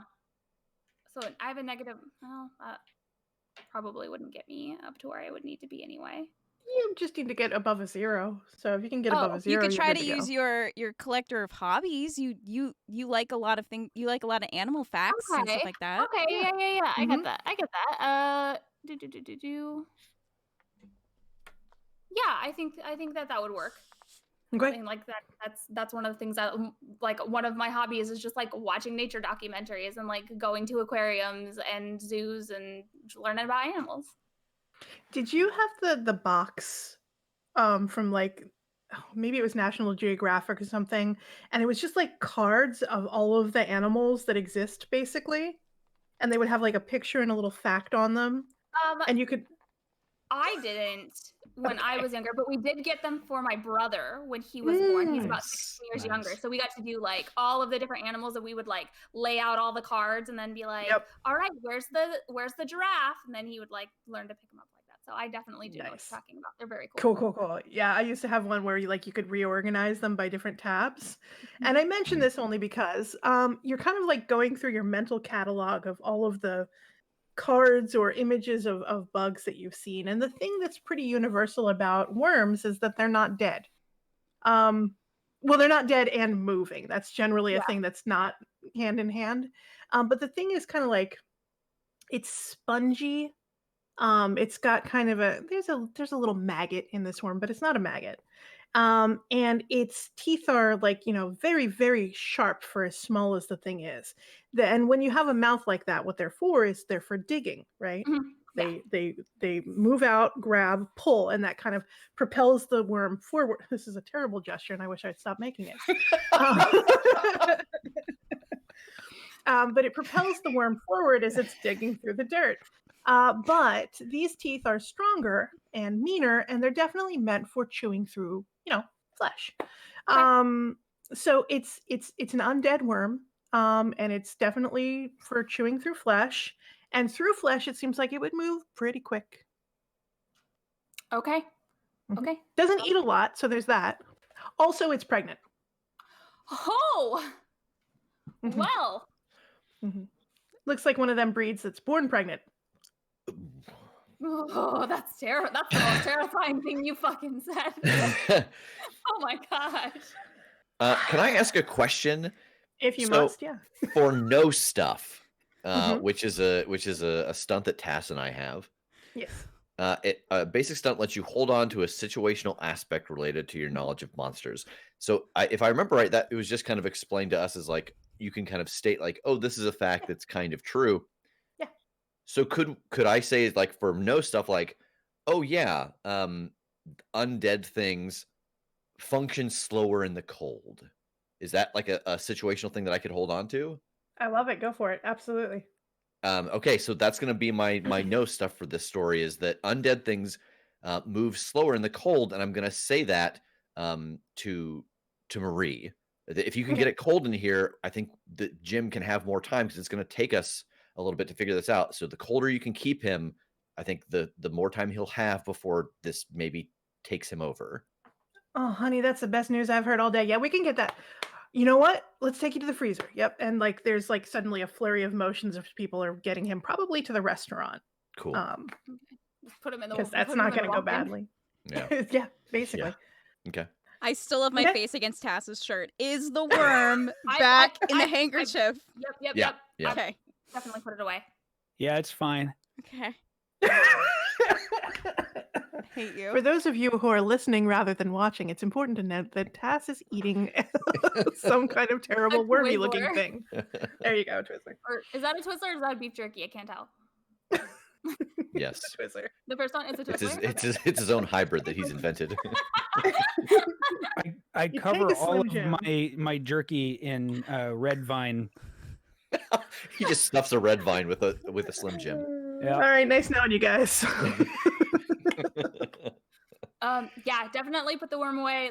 It's okay. It's gone. It's gone. Okay. It's they are undead worms that move really fast when they get inside you, and they're born pregnant. This is bad. This is bad all over. Yeah. Mhm. Okay. So things that are like maggot adjacent are pretty. Okay. Do For we me. feel like we've got everything we need from this worm in the sense of like knowledge? I'm asking like Megan and Tass. I don't know what else I could get from it. I mean, I suppose if it's let's keep it to study for later, or so if there's somebody that like has the ability to find out more, it might be good to Yeah. have because I imagine Okay. they're not easy to obtain safely. Yeah. Okay. Because you were going to squish it. I wanted to see like what could hurt them, but I think it's better to probably have one for someone to study. Well, I mean, if we're putting him in the freezer, like and slowing down the worms in his skin, might be able to get another one from him. Didn't you That's say that this true. worm was pregnant? Don't you just have to wait a little bit? Well, I'd rather not wait a little bit and get. I don't know how how many they carry while they're pregnant. But I like the idea yeah. of saying what can hurt it. What can we test? What test can we do to see what can hurt this thing now and have kind of a controlled. Okay. As long as you don't get bit. Yeah, because like I think that our thought right now is like, oh, well, it maybe has 2 or 3. Mhm. But it could be like 200 or 300. Mm. Can we get some barbecue and see if it goes after that flesh, like dead and cooked, or if it's like, hey, well, I want something alive. Thought Yes. you meant like sauce. Okay. That is a great idea. Let's see if it's attracted to just any kind of like cooked or raw meat. Okay. Okay. That's a pretty easy thing to tell you. It's not interested in dead meat. Great. It is only interested in you. Fair. Okay. Mm. Yeah. Mhm. Okay. And someone will come around and give you, the little plastic things that you get like at a dollar store that you can put when you hunt butterflies. Oh, you can yeah. put them in there. Oh yeah. Oh, Somebody have a- brings you one of those. oh, we have a mascot I now. was gonna say that, or like the little like plastic condiment things that you get. You put like your ketchup and barbecue sauce in it. We just I mean, I have Well, you plenty just- of the little dice cases too, so yeah. whatever we need is Just fine. as long as it's secure. I can't It's like I secure. can't Hey, underestimate this look at me, enough, look at me, please. Look at me. Yes. It's not going to get you. Okay. I got it. Okay. This one Not that is one. definitely not going to get you. This specific one will not hurt I you. push promise. Tass aside and just keep looking at Megan. Smash cut to next week when Kim is playing a new character. Oh, she can play the same character. It's just enhanced. Oh, that's so true. Suddenly, John starts thinking you're attractive, not just the other way around. Oh no. So with that in mind, let us do a smash cut. Where are you guys going from here? Okay, do we go to the source so that we Hmm. have the connection of what, like we see what it is exactly that's causing this, and we have the Mhm. worms that they are causing, so that we Mhm. have a more complete picture to research Mhm. with the knowledge that there is a chance that we go in and we don't have it, we have to deal with the situation and aren't able to get out again to research, or do Yeah. we just research the worm and go in half cocked kind of? I know a doctor who might be able to maybe take a look at it and possibly help us out. Mm. John may know something too. Yeah. Before we go in, I feel like we should definitely see if we could pick up some like cheap fire extinguishers or something. To like if there's any of these things coming at us that we can slow down. Yeah. It's a good idea. And a nice shotgun works really well against the flood That's in true. Halo. That's true. So it is worth mentioning that in the state of California, gun ownership is very difficult. Yeah. There's a lot of rules and laws on the books that make it hard and expensive to have or get a gun. That's not to say that it's totally inaccessible if you drive out of San Gennaro a little bit into the suburbs or into the woods up in the mountains. You can find yourself some hunting and gaming stores where you can get yourself like a shotgun or a rifle. But it's not cheap. Okay. I like sticking with the fire extinguisher. That's really solid. Okay. All right, where do we think we should what should we do first? I'm so torn. Tass's idea of do we go in and try to see the source? But that's going to be rough getting out once we see it. Yeah. I don't know how we would do this, but it might be interesting to try and put something together that would make us cold as well. So that if they do try to bite us, if we do get bit, they can't like it's just kind of like a backup of maybe this is something that would deter you a little bit to try and get out of the situation. Oh God, I'm Ideally, gonna I don't want to bait get bit at again. all. Ideally, yeah, but also if it does happen, if we do the situation where we would just go in and try and see what happens, I feel like whatever we can do to give ourselves the best defense against the unknown, using the little that we do know. I run so hot. I mean, I feel like I'm good. Like I don't need anything. I'm cold all the time. But So what do we think is the hope of, if we go in here and we see, I don't understand these worms all that well, Tass. Like, do you imagine that there's something bigger that's in control of these, or like, is it just the unknown that we're trying to see if like, oh, is it just people filled with worms, end of story, or? Yeah, I mean, for me, okay. When we go down the rabbit hole here, right? The rabbit hole is never a hole. It's roots. It's a branch, because you find worm and you go, what makes worm? Dozens of things make worm, and without a concrete, this is what made worm. We're gonna have to go in with 12 different plans of, well, if this made worm, we need this, and if this made worm, we need this. Okay. Do you know what I mean? So do we want to go and get fire extinguishers and try to go inside and I'm so afraid that whatever it is there is to see might be at the heart, and by the time we're in that deep, we are far too far into a fair fight. I really don't think that we should go in there if we don't know exactly what we're dealing with. What about the guy who used to own the building? We He could ask obviously sold it Like out he of knew the something blue. was Like going he on. knew, or yeah. something. So we could go talk to him. That's not a bad idea at all. I agree. I like that. Okay. Okay. Because so in this world, like Mhm. if this guy owned this building and he knew it was monster infested and then passed it off to the city, would the city have like taken it knowing like, oh yeah, there's a problem with it, or did he kind of like hide that? In a sense, does that make sense? Like that question of, Mhm. is there a responsibility if you're the owner? Did he pass it off knowingly and the city is like, oh no, it's our problem now? Or Could does he get that in question make trouble? sense? Could he get in trouble for having passed it off Can if we he use that knew it as was infected? leverage? Yeah. Can you prove in a court of law that zombies are real? We don't use the Z word, but you know what I mean? Can't All of we? this stuff, yeah, I don't know. All of this stuff is an illegal gray area. And generally speaking, courts and that sort of thing toss anything too supernatural out. Now, if you Okay. could prove that, like, the hospital was unsafe for other reasons, like, dangerous infection or fungicide or whatever, yeah, A maybe. parasite. Yeah, Yeah, take the undead out of this.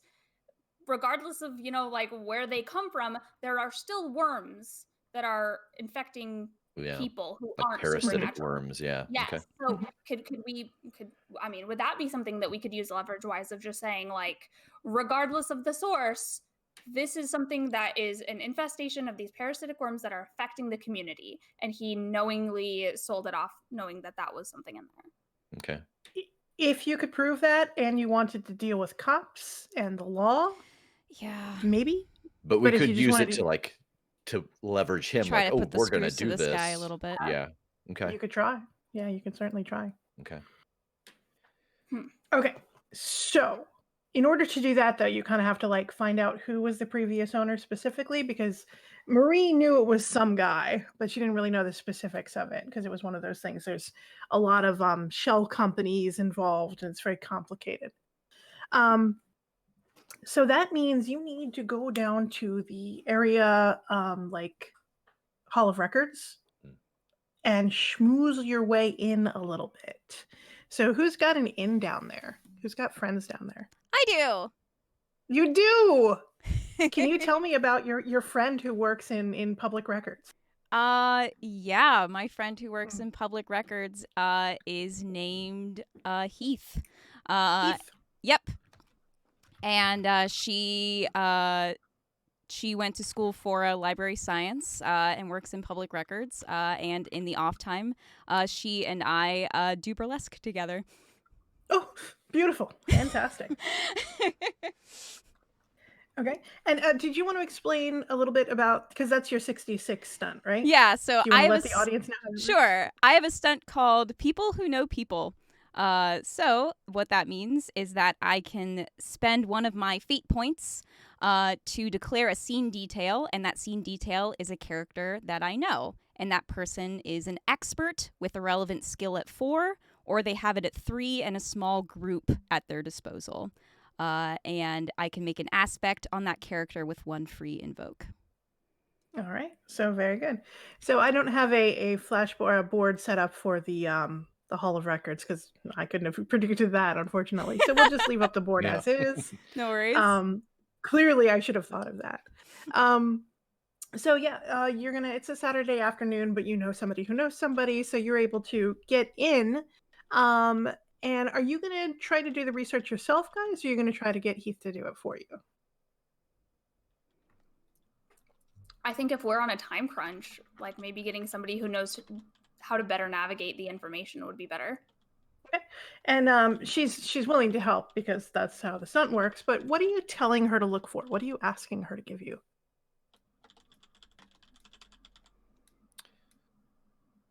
I think it's the previous owner of that building. Okay. Anything else? Anything in particular that other than that? Because that's not a big ask. I mean, it could be anything that had been called in while it was still a hospital. Anything strange, just I guess throughout its history of like, is this a situation that is occurred because it is abandoned, or is this something a little more underlying of like, oh, so like exterminators were called into this one specific room in the hospital like every so often? Anything odd like that? Yeah. Right.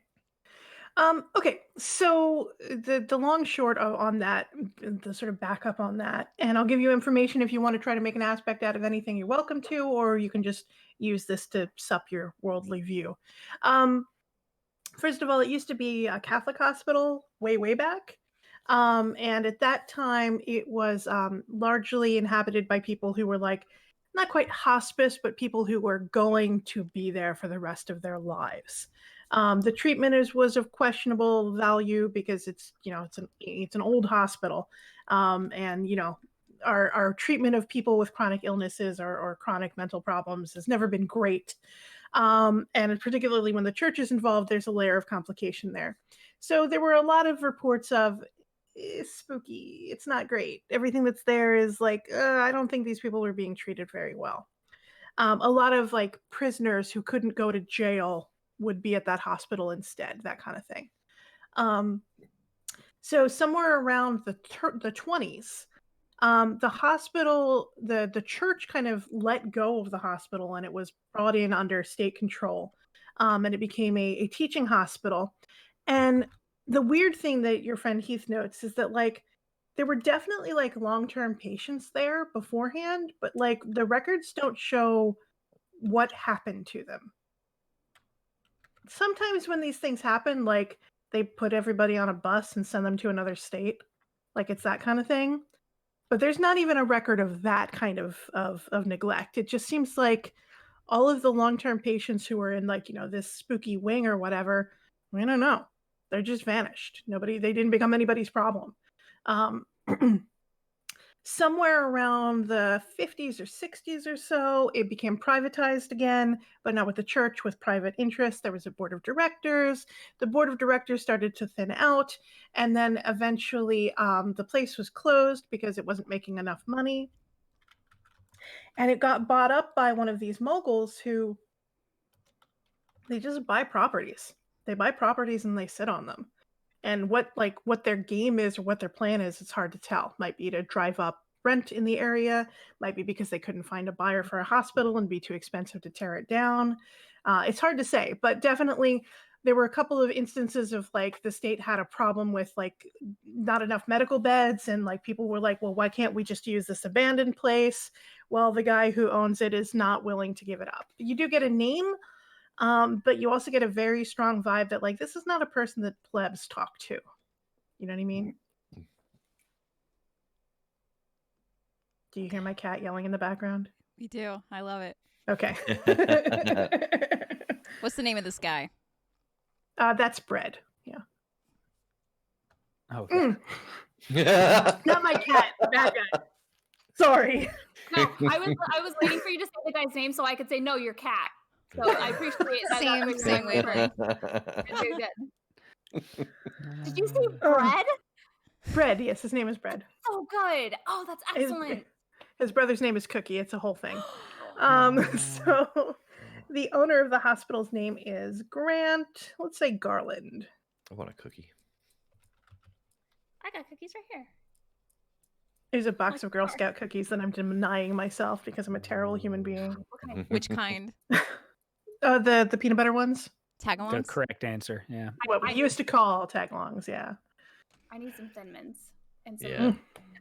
If I could find the lemonade ones. I don't know. I don't know what this area of the country, like which of the two like bakery rivals or whatever. Like which one is the supplier here? I'm not sure. It's all about Samoas for me. That's my wife's favorite. Yeah. What was this guy's name? Deep Girl Scout lore. This is Grant Garland. Grant Garland. Garland. Like the decorating stuff. I thought you were going to say garlic bread. I don't know why. That's when I take you all to New York for a one-off hunt. Okay. Amazing. Okay. So you've got a name, you've got some background on the hospital. Is any of that of interest that you want to turn into an aspect, or do you just want to figure out what to do next?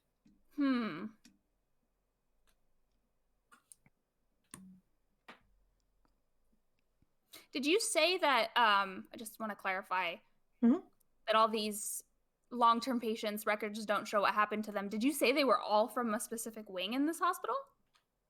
The long-term patients that weren't able to return to society after their convalescence or whatever, yeah, they were all kept in a certain part of the hospital. And then they just, no record of them, what happened to them. Gotcha. Okay. Heath is clearly disgusted by giving you this information and thinks it's horrific, but there's not much she can do about it, Sorry, girl. Job's a job. Yeah, it is. You gonna clear that place out? We're gonna do our best. You go get him. Thanks, BB.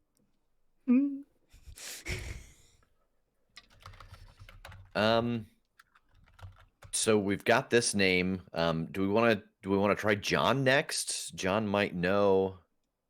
John might know something, and I've got some points with him. Sure. Yeah, we could talk to him. Okay. Just don't use the Z word, please. Why is everybody looking at me? All right, if you want to move the board over to, I think, slide 6, which is the flip, the neighborhood. I'll pull up John again. There we go. There you go. 5, 6, whatever numbers. John. There he Welcome is. back, There's John. Hey, John, He's how you not doing, hard to- man? I'm all right. How are you? Good. So we just picked up another job, and I know you that guys are always busy. yeah, we're trying. It's no way this to one- live. This one's actually seems like it might be more than just kind of helping some people with a lot of money. It's actually would be beneficial to the community. Oh yeah.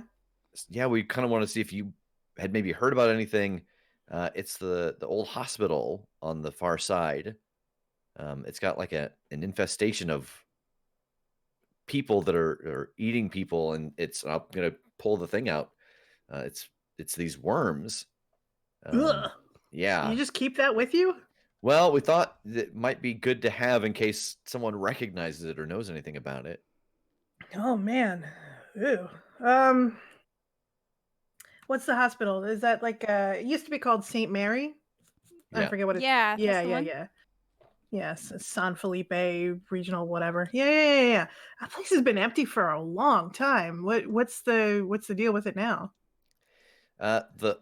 They were trying to buy it for a long time, like the community, and the guy wouldn't sell it, and finally did, and they went to like go in and check it out, and there were like squatters in there, but they were trying to take a bite out of the people who came to inspect it. One guy got bit and has got these crawling around under his Ooh. skin. Oh man, that's gross. Yeah. I just gotta say, for all clearances and that sort of thing, I'm not like that. Oh yeah. Okay, good. I can't bite. I can't spread it or nothing. It's nothing like that. Man, I don't know. Ooh, is it having babies? Oh no. Oh God, is it Ew. actively having? Oh, how many are there? Why did you look somebody- down at like you spilled something on Oh your God, they're all over. They're all over me. I'll get sheets. Somebody boil water. Yeah, it looks like there's like about a dozen of them now squirming around in there. It's Oh hard to no, tell. no, they've bonded to me. You're their mother now. You're their mother I'm now. their mother. Oh yeah, John, they sure are. Oh, that's a fast spread. That's like, boy, inside 72 hours, maybe.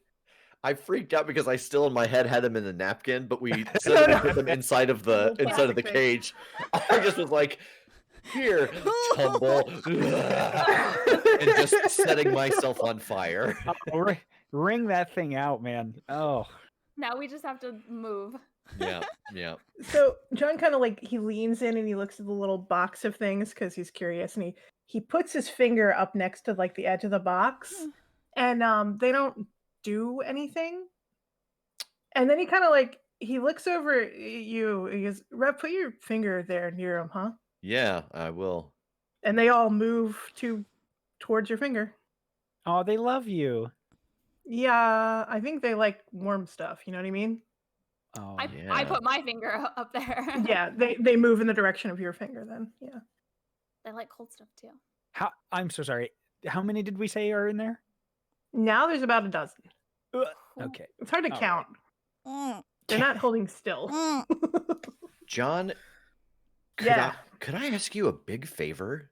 Maybe. So we're trying to figure out what this is so that we can clear the building out. Yeah. But for Tass to kind of narrow it down, Yeah. we got to know like what makes the baby, like what makes the worm, because the worm gets into the person then eats people and makes worms. Yeah. What's at the center of that? These things don't Uh, seem to care about you. I don't suppose we could like offer you a favor or something in exchange for walking into the building and having a look around. Yeah, I can do that for you. Yeah, I can do that for you.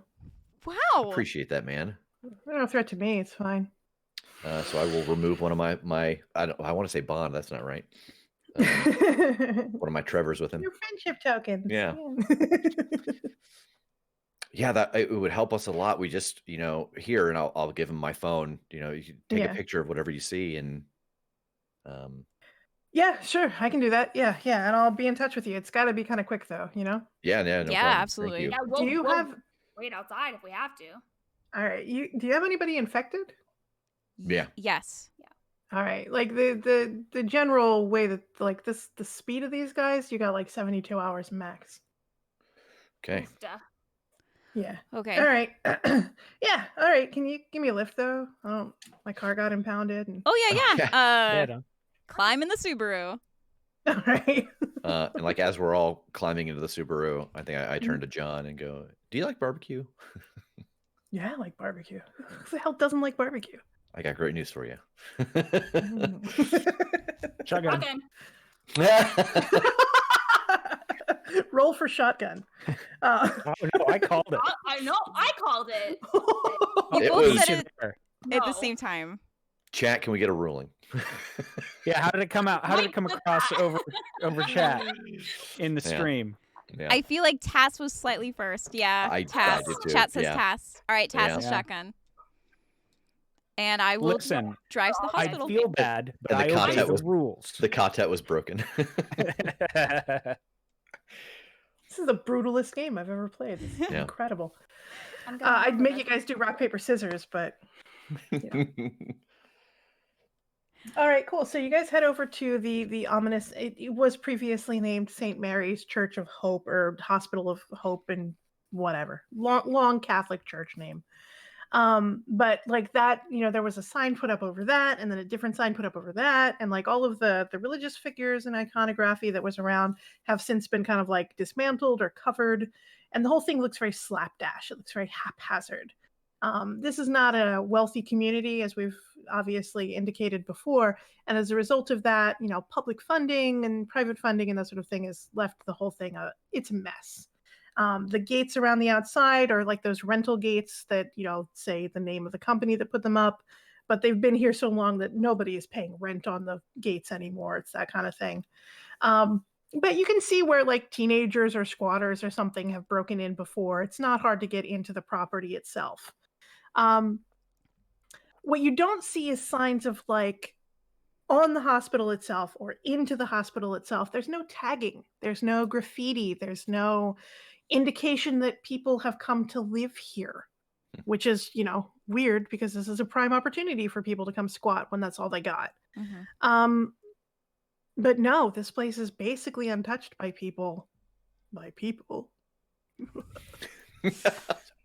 Ooh. Oh no. So we got to think people are probably trying to do that and Mhm. getting snatched up.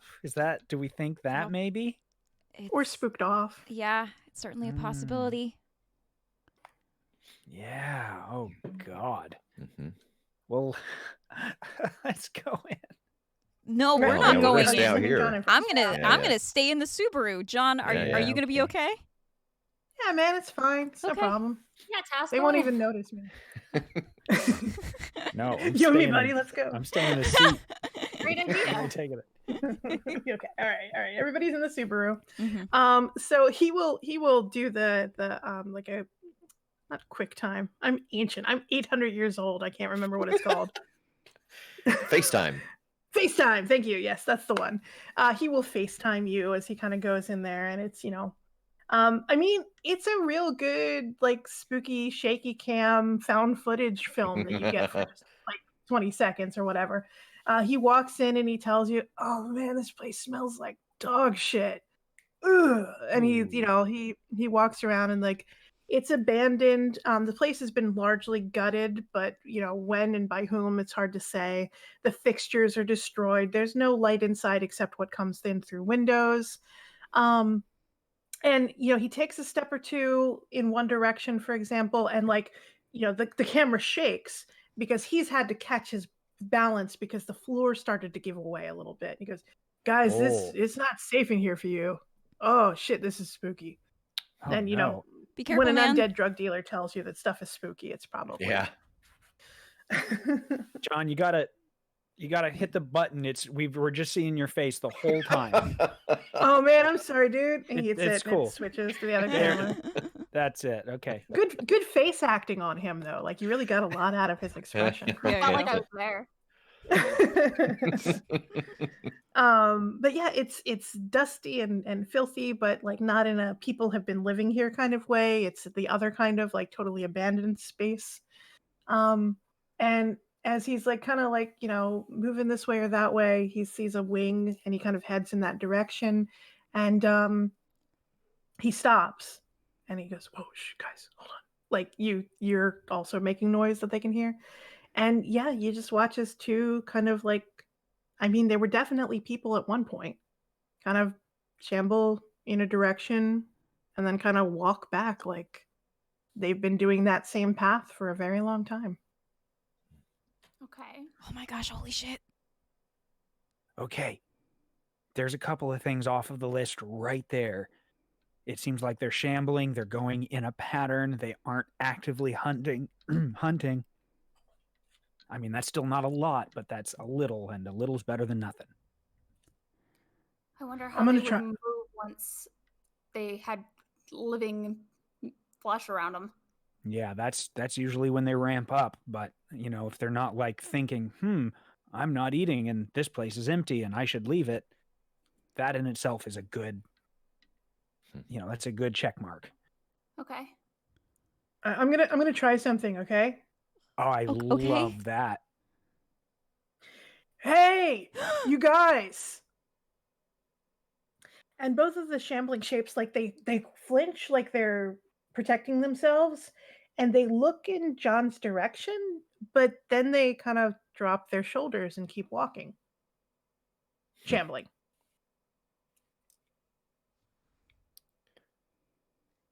Okay. So maybe something like unexpected sounds when they're not actively hunting.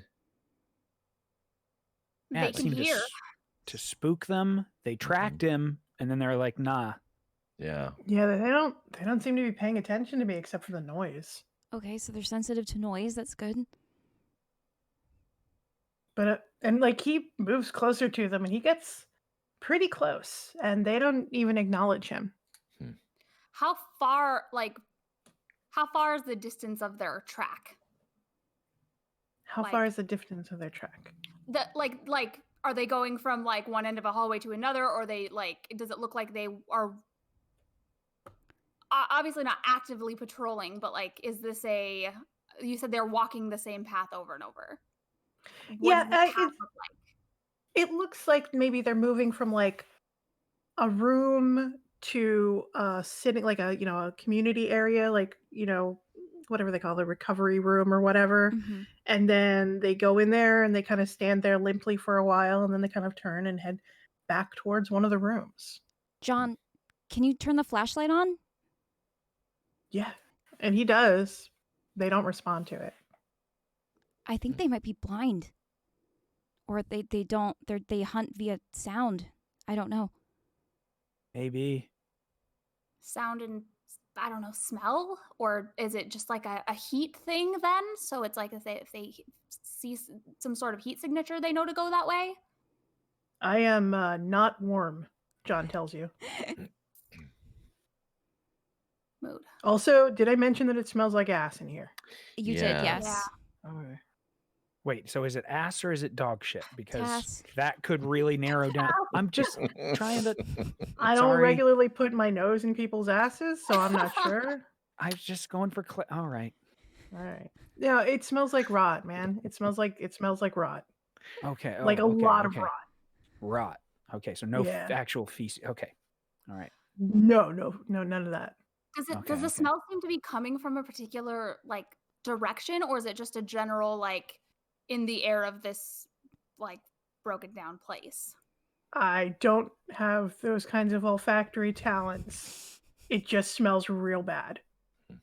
Gotcha. Can I go? Do you need more?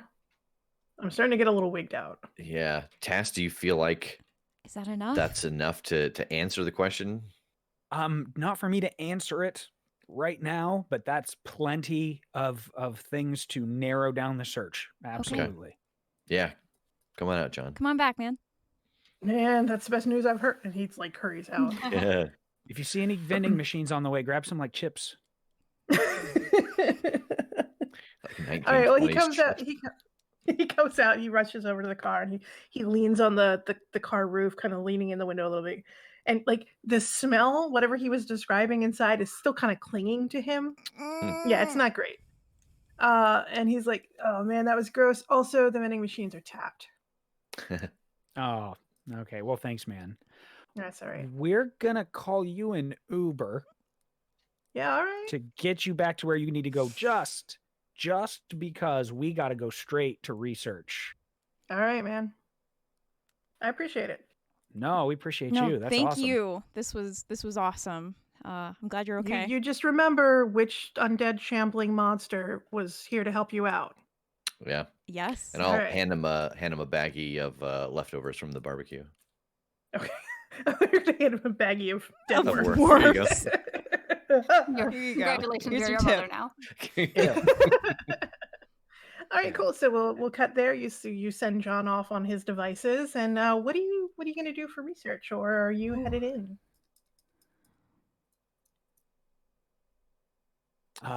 Do you want to try and see if we can get any information from Grant, or do you want to try to research now? If I can start researching, it's going to take a while. If you all want to go try to hunt down Grant and get any specific answers, I can narrow down on this, because this could still be a few things. This could be, we got to hit brains. Maybe brains don't matter. Maybe if we immobilize. I mean, there's still a lot of questions that's going to take me some time to figure out. I will go ahead and say that you're not going to reach Grant. He's in a different wavelength. He's on a different universe. He's that kind of Yeah. guy. Hmm. As much as I'd like to be able to call up Peter Thiel and give him some of my opinions on him, that's never going to happen. So. So what do you think, guys? Should we go to the library? Yeah, I Yeah. think if we have some new information, so as many of us that can break it down and utilize it, we'll get through this faster. Okay. Yeah. All right. Okay. So we'll call this a general prep scene, and I'm going to give each of you guys one roll to do a create advantage here. But you don't all have to go to the library. There's a couple of different avenues that you can follow. You guys can separate and handle all of those. I won't jump you with werewolves. But please tell me, what are you doing? What are you researching or preparing, I guess? I specifically am just looking for different iterations of undead, and I am trying to narrow down all of the different clues that we have seen so far. Okay. Just to see if there is, ideally what I'm looking for is what are the most specific weaknesses, anything to make it, again, not a fair fight. Sure, I get the idea that if we just go in somehow and just try to take them out, we could probably get some work done, but if there's something that will make it a whole lot easier, that's what I want to find. And whether that's shoot them in the head, use extreme cold, whatever it is I can on all the parameters that we know of. All right, well then go ahead and give me an occult roll, and I'm gonna go ahead and say you just went back to the community college and Stuckley's library of weirdness. Beautiful. That's not terrible. 6. 6. All right, so that's going to be with style. So whatever we come up with here, you can have 2 invokes on it.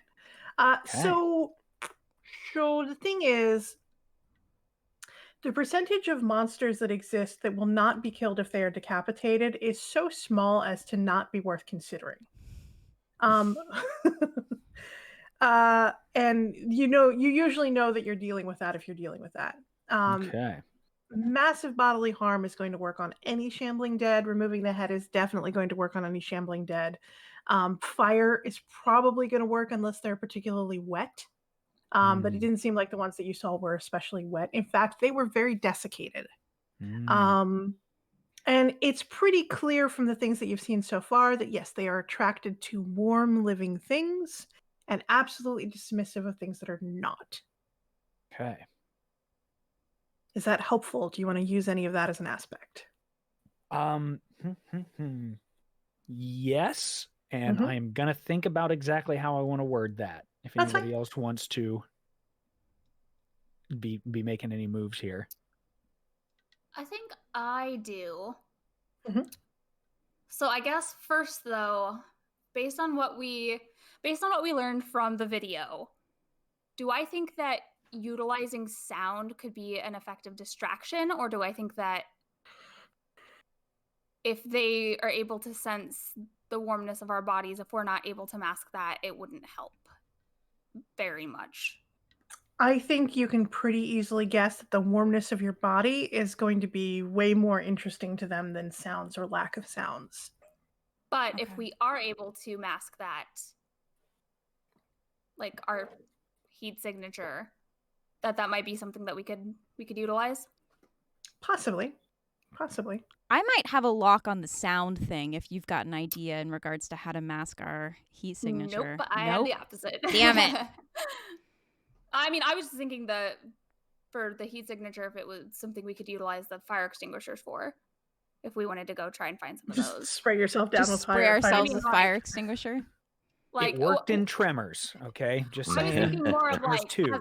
as an escape. Like if they were to detect us, that we could like use it to like put in front of us and then escape before they're able to like get through that kind of cold. Well, I'm pretty comfortable because of Rev's earlier declaration about the cold. I think it's pretty fair to say that you're guessing with amount of confidence that if you hit them with the fire extinguishers, they will slow down.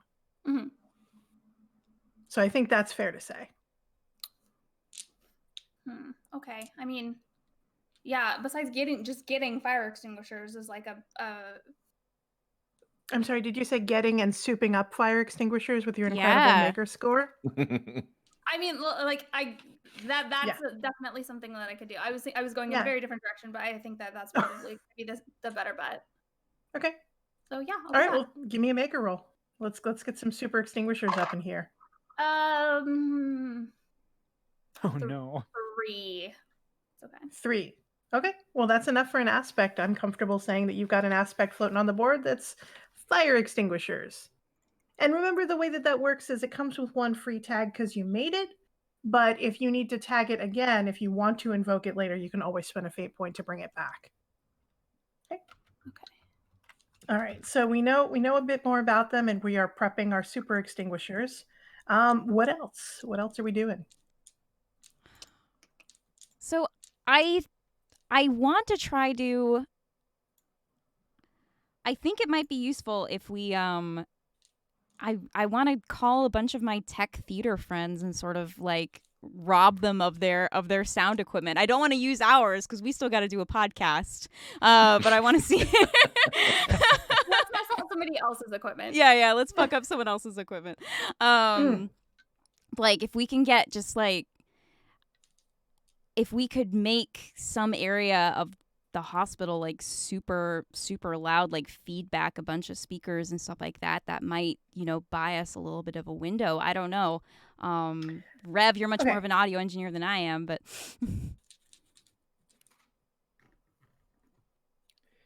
yeah, I'm not sure. I don't know, based off of what we saw. Like, they heard the noise and then they saw it was And they fine didn't and then care. they continued. Yeah, it's not like it kept that, like, distracted them, other than the response to hearing it and then moving on. Mm-hmm. Yeah, I don't know. The other thought is, I think you suggested that you might know some medical people. Oh yeah, I do. Okay. Yeah, if especially if we think that this thing is treatable, and I want Jim to be okay, then yeah, I think I would start making calls to my friend Bina, who is she is a doctor, and also a just amazing dancer when she's not busy saving the world. This burlesque show's got to be incredible. Yeah, it's real good. I know a lot of people. Also, she's a really good person to know because she writes me a lot of prescriptions sometimes when I can't afford to go to the doctor. That is a good friend. Remember to edit that out. No.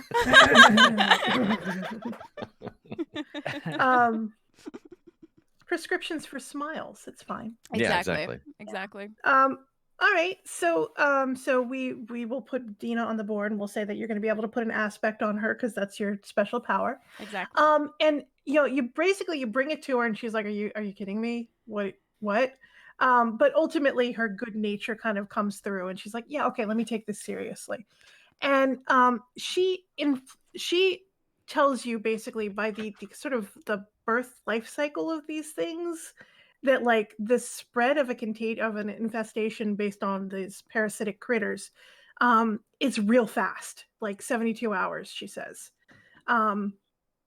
She says that she can give you some ideas on like how to treat them, but it's going to take her a little bit. And she would basically, she says these appear manufactured to her. These don't appear naturally occurring. And she's like, this is kind of outside of my field a little bit, but I'm willing to take a look. If I had some more research by whomever manufactured these, I could probably whip something up pretty fast. But I don't really know how they made them. Yeah, that's fair. Was there any?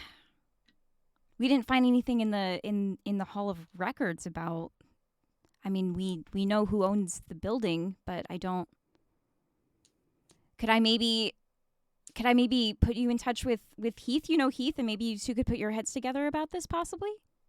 Yeah, I can check in with her. But if this is like research done by someone who's willing to make zombie worms, I don't know that they're Z-word worms. Okay. I don't know that they're gonna put their information in public record. Yeah, that's fair. That's probably a lawsuit. Yeah. No, if they have research like that, it's going to be hidden somewhere. It's going to be deeply inaccessible, and if they haven't destroyed it already. Dope. All right, I will. I'll keep an eye out for that. But thank you so much for working on this. Yeah. If you get me more info, I can see what I can do. All right, thanks, girl. Can I try? I'm going to go down a different path here. Can I try to research the people who went missing? Yeah. Like, try to find out about, like, okay, there are people who went missing. This hospital then became empty. Like, are there any threads I can chase down of similarities or connections or anything between these events? Yeah. Okay. 4. All right. So yeah, we're doing, well, again, you can create an aspect out of whatever I'm describing here. Okay. The majority of the people who were like the long-term stay residents back in the 20s and 30s were by and large prisoners who were not healthy enough to be in the jail. People who were deemed by the courts unable to defend themselves, like that kind of thing. So it was a lot of charity cases back when it was a Catholic hospital, religious hospital. There was a lot of basically they were charity cases. There were places that no one else in the community would want them. What's significant maybe is that like some like Sisters of Mercy type group continued working at and with the hospital even after it became a public and then eventually private hospital. And they care for the poor, care for the sick, care for the injured types. But as to like the individuals, like this would have been, in the 1960s when that part of the hospital, that function of the hospital was closed in the 60s. Mm-hmm. So that was, 50 years ago. Mm-hmm. I'm good at math. Yeah. Yeah, something like that. Okay.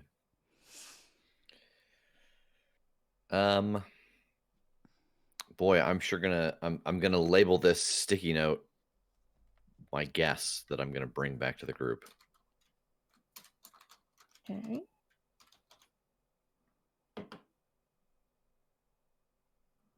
Oh yeah, that is a very good guess. Yeah.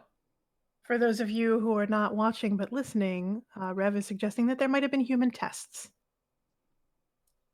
And that's pretty valid. It might be possible that whatever this is, and I think this is kind of to the group in the group text chat. Yeah. That you said that if your friend had more records, those records might just be in the basement of this place. If they made this thing, it got out of control and they were never able to really get back in and just closed it down. Yeah. So Jim's best chance may be in the basement or something like that. Superb. Okay. Yeah. Are we going in? How are we feeling, guys? As good as we're going to get. We need to go in with kind of the basics, really. Like, if we burn them down, great. That's going to be probably one of the fastest ways to deal with them since they're so desiccated. Taking the heads off seems like it's going to work. My working theory, for any of you that might have played Halo a lot, is the Hunter's theory. That these are some big old Megalagolo that are made entirely, like it's just the worms are animating them. But I think the way that they move and the way that they work, that straight up decapitation or destroying the head is going to do just fine as well. Okay. So I don't know what we think would be the best approach if it comes to a fight with these things, or if we're just going to full out try to get to the bottom, do it in a rush, parkour our way down, get notes and get out. Well, I mean, we don't really know how many there are. I mean, Yeah. how many fire extinguishers would I have been able to soup up? I will say 4 because that's Okay. convenient. Great. Wonderful. And I will hand them out and I'll just say like, all right, I mean, if we're going to go for decapitating them, these will definitely slow them down. It might be a good idea to hit them with this first and then try and take it off. Okay. Do we want to do this like shield bearer and archer? Have 2 people with the fire extinguishers in the front. We blast somebody, we step aside, and the 2 people with machetes come through. Like, try to make a system here of slowing them down, hitting them, slowing them down, hitting them.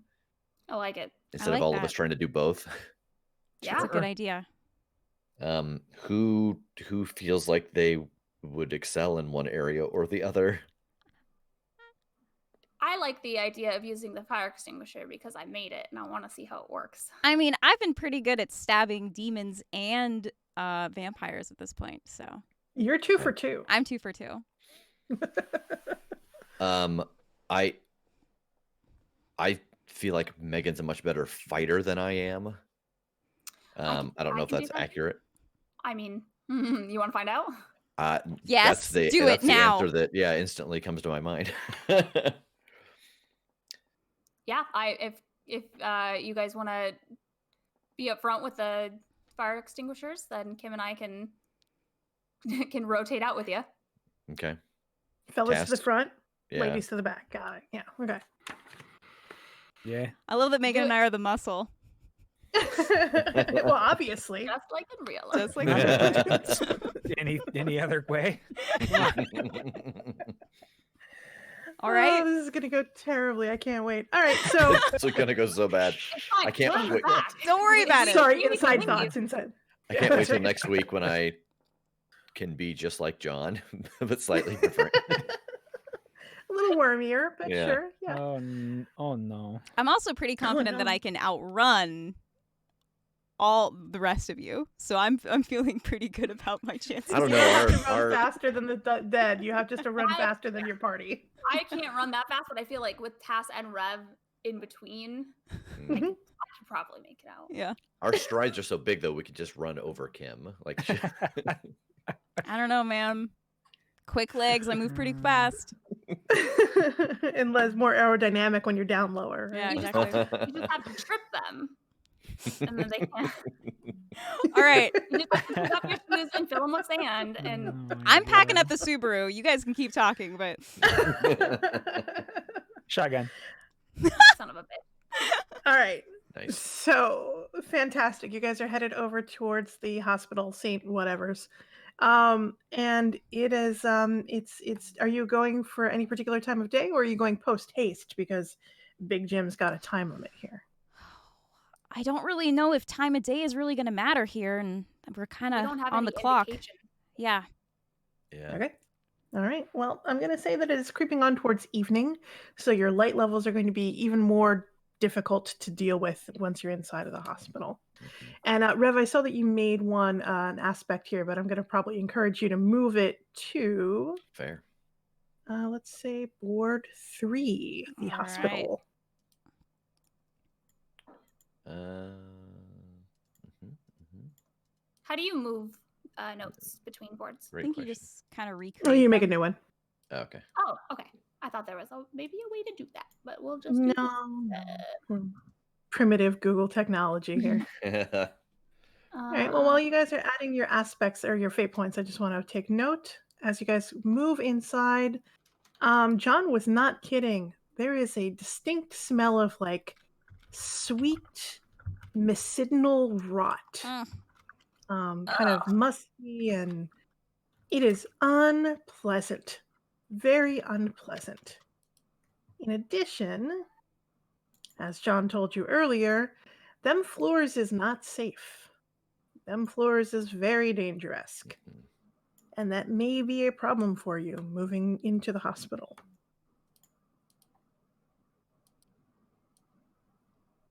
Okay. Okay. Okay. All right. So the hospital grounds, they're pretty big. The hospital itself is also pretty big considering the size of the neighborhood that it served. But maybe that's it. It served the entire neighborhood and there was really nothing else in range. One of the things that hospitals do sometimes is if they're not making enough money to support like different parts of the hospital's processes, they'll just shut down whatever it is that they're not using anymore. So it's not uncommon for a hospital, especially one that's struggling monetarily, to just close a wing. That's it. Everything is left exactly as it is. You know, wet stuff and people are supposed to be taken out, but by and large, everything is as it was when that wing was closed down. And I mention this because as you guys head into the nasty smelling, decaying husk of a hospital, walking carefully to make sure that you don't fall through the floor into a basement or sub-basement, the place that John headed was one of these wings. Now, it has since had the doors have been opened, pried open, or maybe pushed open. But you can see that it was definitely, the wing itself was named like Long Stay Care.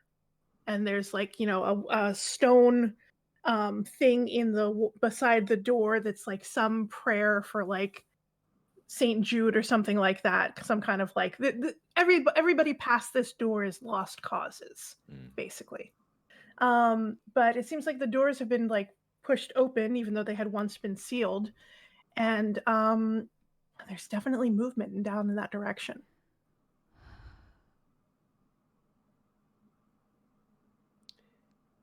Okay, so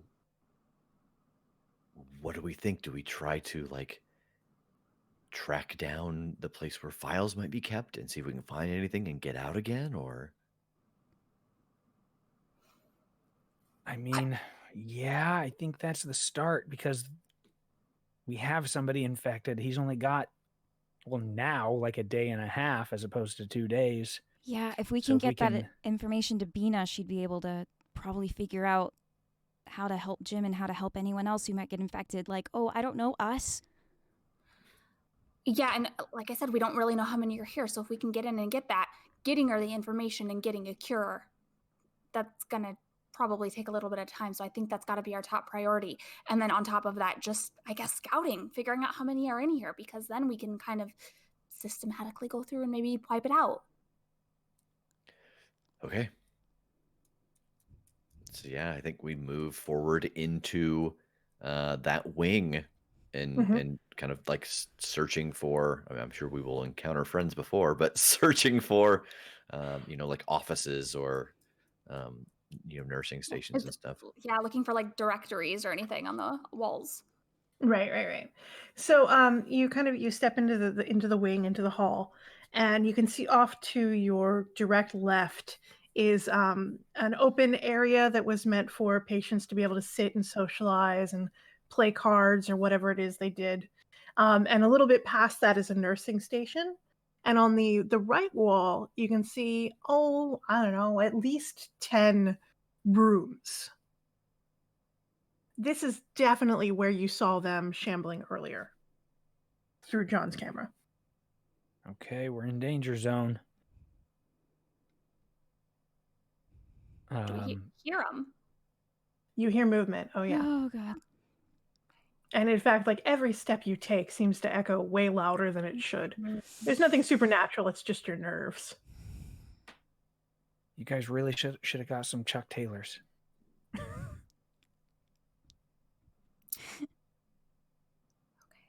Let's see here. Where are you headed?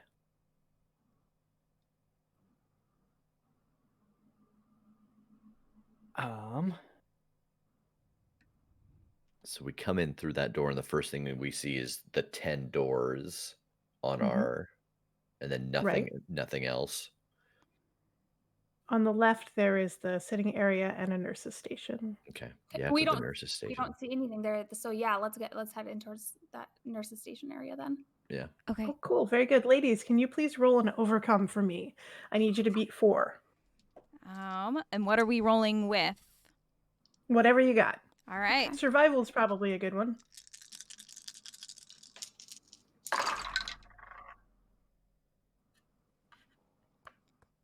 Four. 4. Okay. That would be a 0. That would be 0. That's a very good one. All right. Well, then let's take a moment and spotlight Kim, shall we? No. I I have the power to end this stream. That's all right.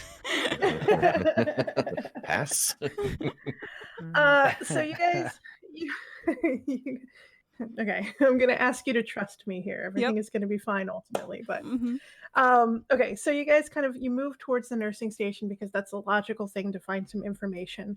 And in doing so, your beautiful phalanx of 2 by 2 does very briefly put Kim's back to the door of one of the rooms.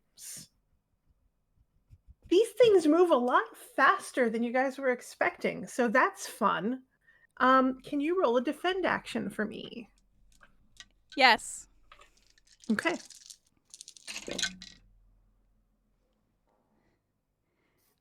That's a 1. That's a 1. That's not great, but that's okay.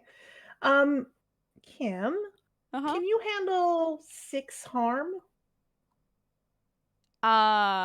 Physical or mental? Physical. No. Okay. I will remind you that one of the things that you can do rather than take your whole bar and be knocked out of the scene is to kick a consequence. Okay. So if you take like your 4 box or your 6 box of consequence, you can absorb all of that harm all in one go. It's fine. Yeah, I think that's what I have to do. Okay. So you now have a consequence sitting on your character sheet. Might I suggest the consequence bitten? Oh no. Yep. All right. So, what happened there was very quick. You guys kind of like you put your back for just a split second, and something came shrieking out of the room faster than you could you were anticipating because you were thinking shambling dead. They move slow. They looked like they moved slow, but this one, as soon as it smelled heat, it went and it bites Kim's shoulder like its jaw distends. It's got extra room there, and the smell on this thing is hideous. So it's already gone first because that was kind of a surprise round. Who goes next? I think it's instinct to start blasting it with the. So anyway, I started blasting. Anyway, I started blasting for sure. Very good. All right. Well, it cannot defend itself because it's still kind of attached to Kim's shoulder. So go ahead and give me an attack roll. Okay. Yeah. Gonna just be fighter, probably.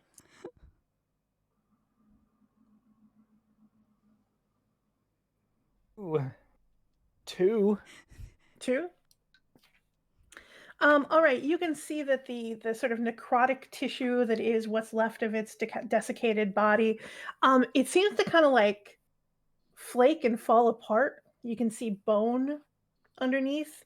It might just be like the force was enough to do it damage, but it might also just be that the what's left of the skin is responding very poorly to the cold. So, who's next? Yeah, if it's been hit with the fire extinguisher, I'm just taking a swing. Take a swing. Go ahead, roll it.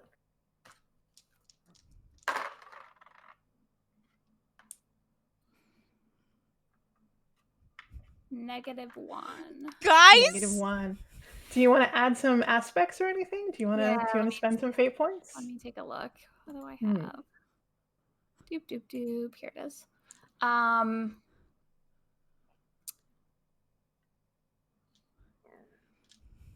Let's see. Could I use from the fire extinguisher that like how this has been extra like secured for me to get a good swing? Absolutely. Yep. You're targeting right for where that hit. So. Okay. So how many more do I need? Well, okay. So this is just it's every number that you go over 0 is a harm that you're doing. Oh, okay. And they're worth 2? Yes. Okay, so then I will spend my last fate point, I think, to bring that up to a 3? No, 2. Okay. Right? 3. I can't. You had a -1, right? So yeah. You So just so it's a 4. 3. Okay. Yes. All right. Very, very cool. So what happens then is you kind of like dig your thing, your machete. Thank you. Into the spot where it had been hit kind of in the neck and shoulder area. And boy, the body like falls away and kind of like crumbles to ash. There's a lot of worms inside of it, but they're like kind of shrieking and dying. Not shrieking, but and dying.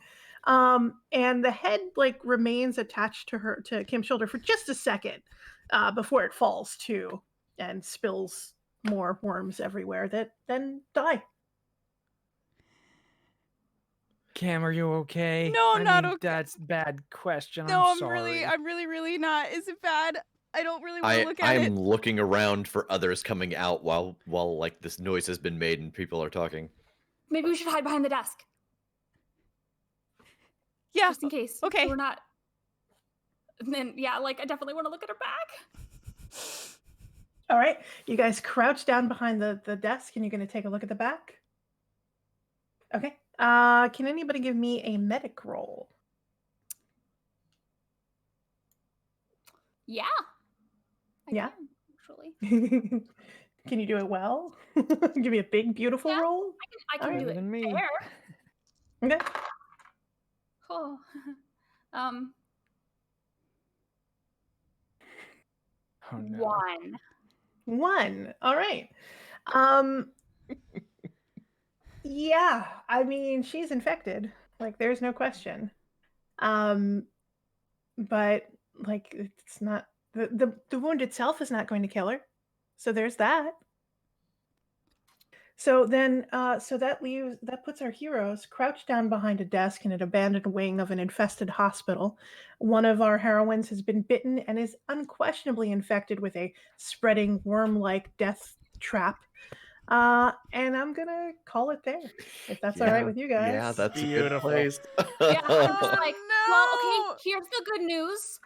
We have more incentive to find the information. Yeah, Yeah. You absolutely. cannot beat motivation like that. It'll You be can't beat it. fine. Yep. Oh, Good thank you so Lord. much, Filamena. My Well, thank you, pleasure. all of you, for joining us. A couple things before we sign off for the evening.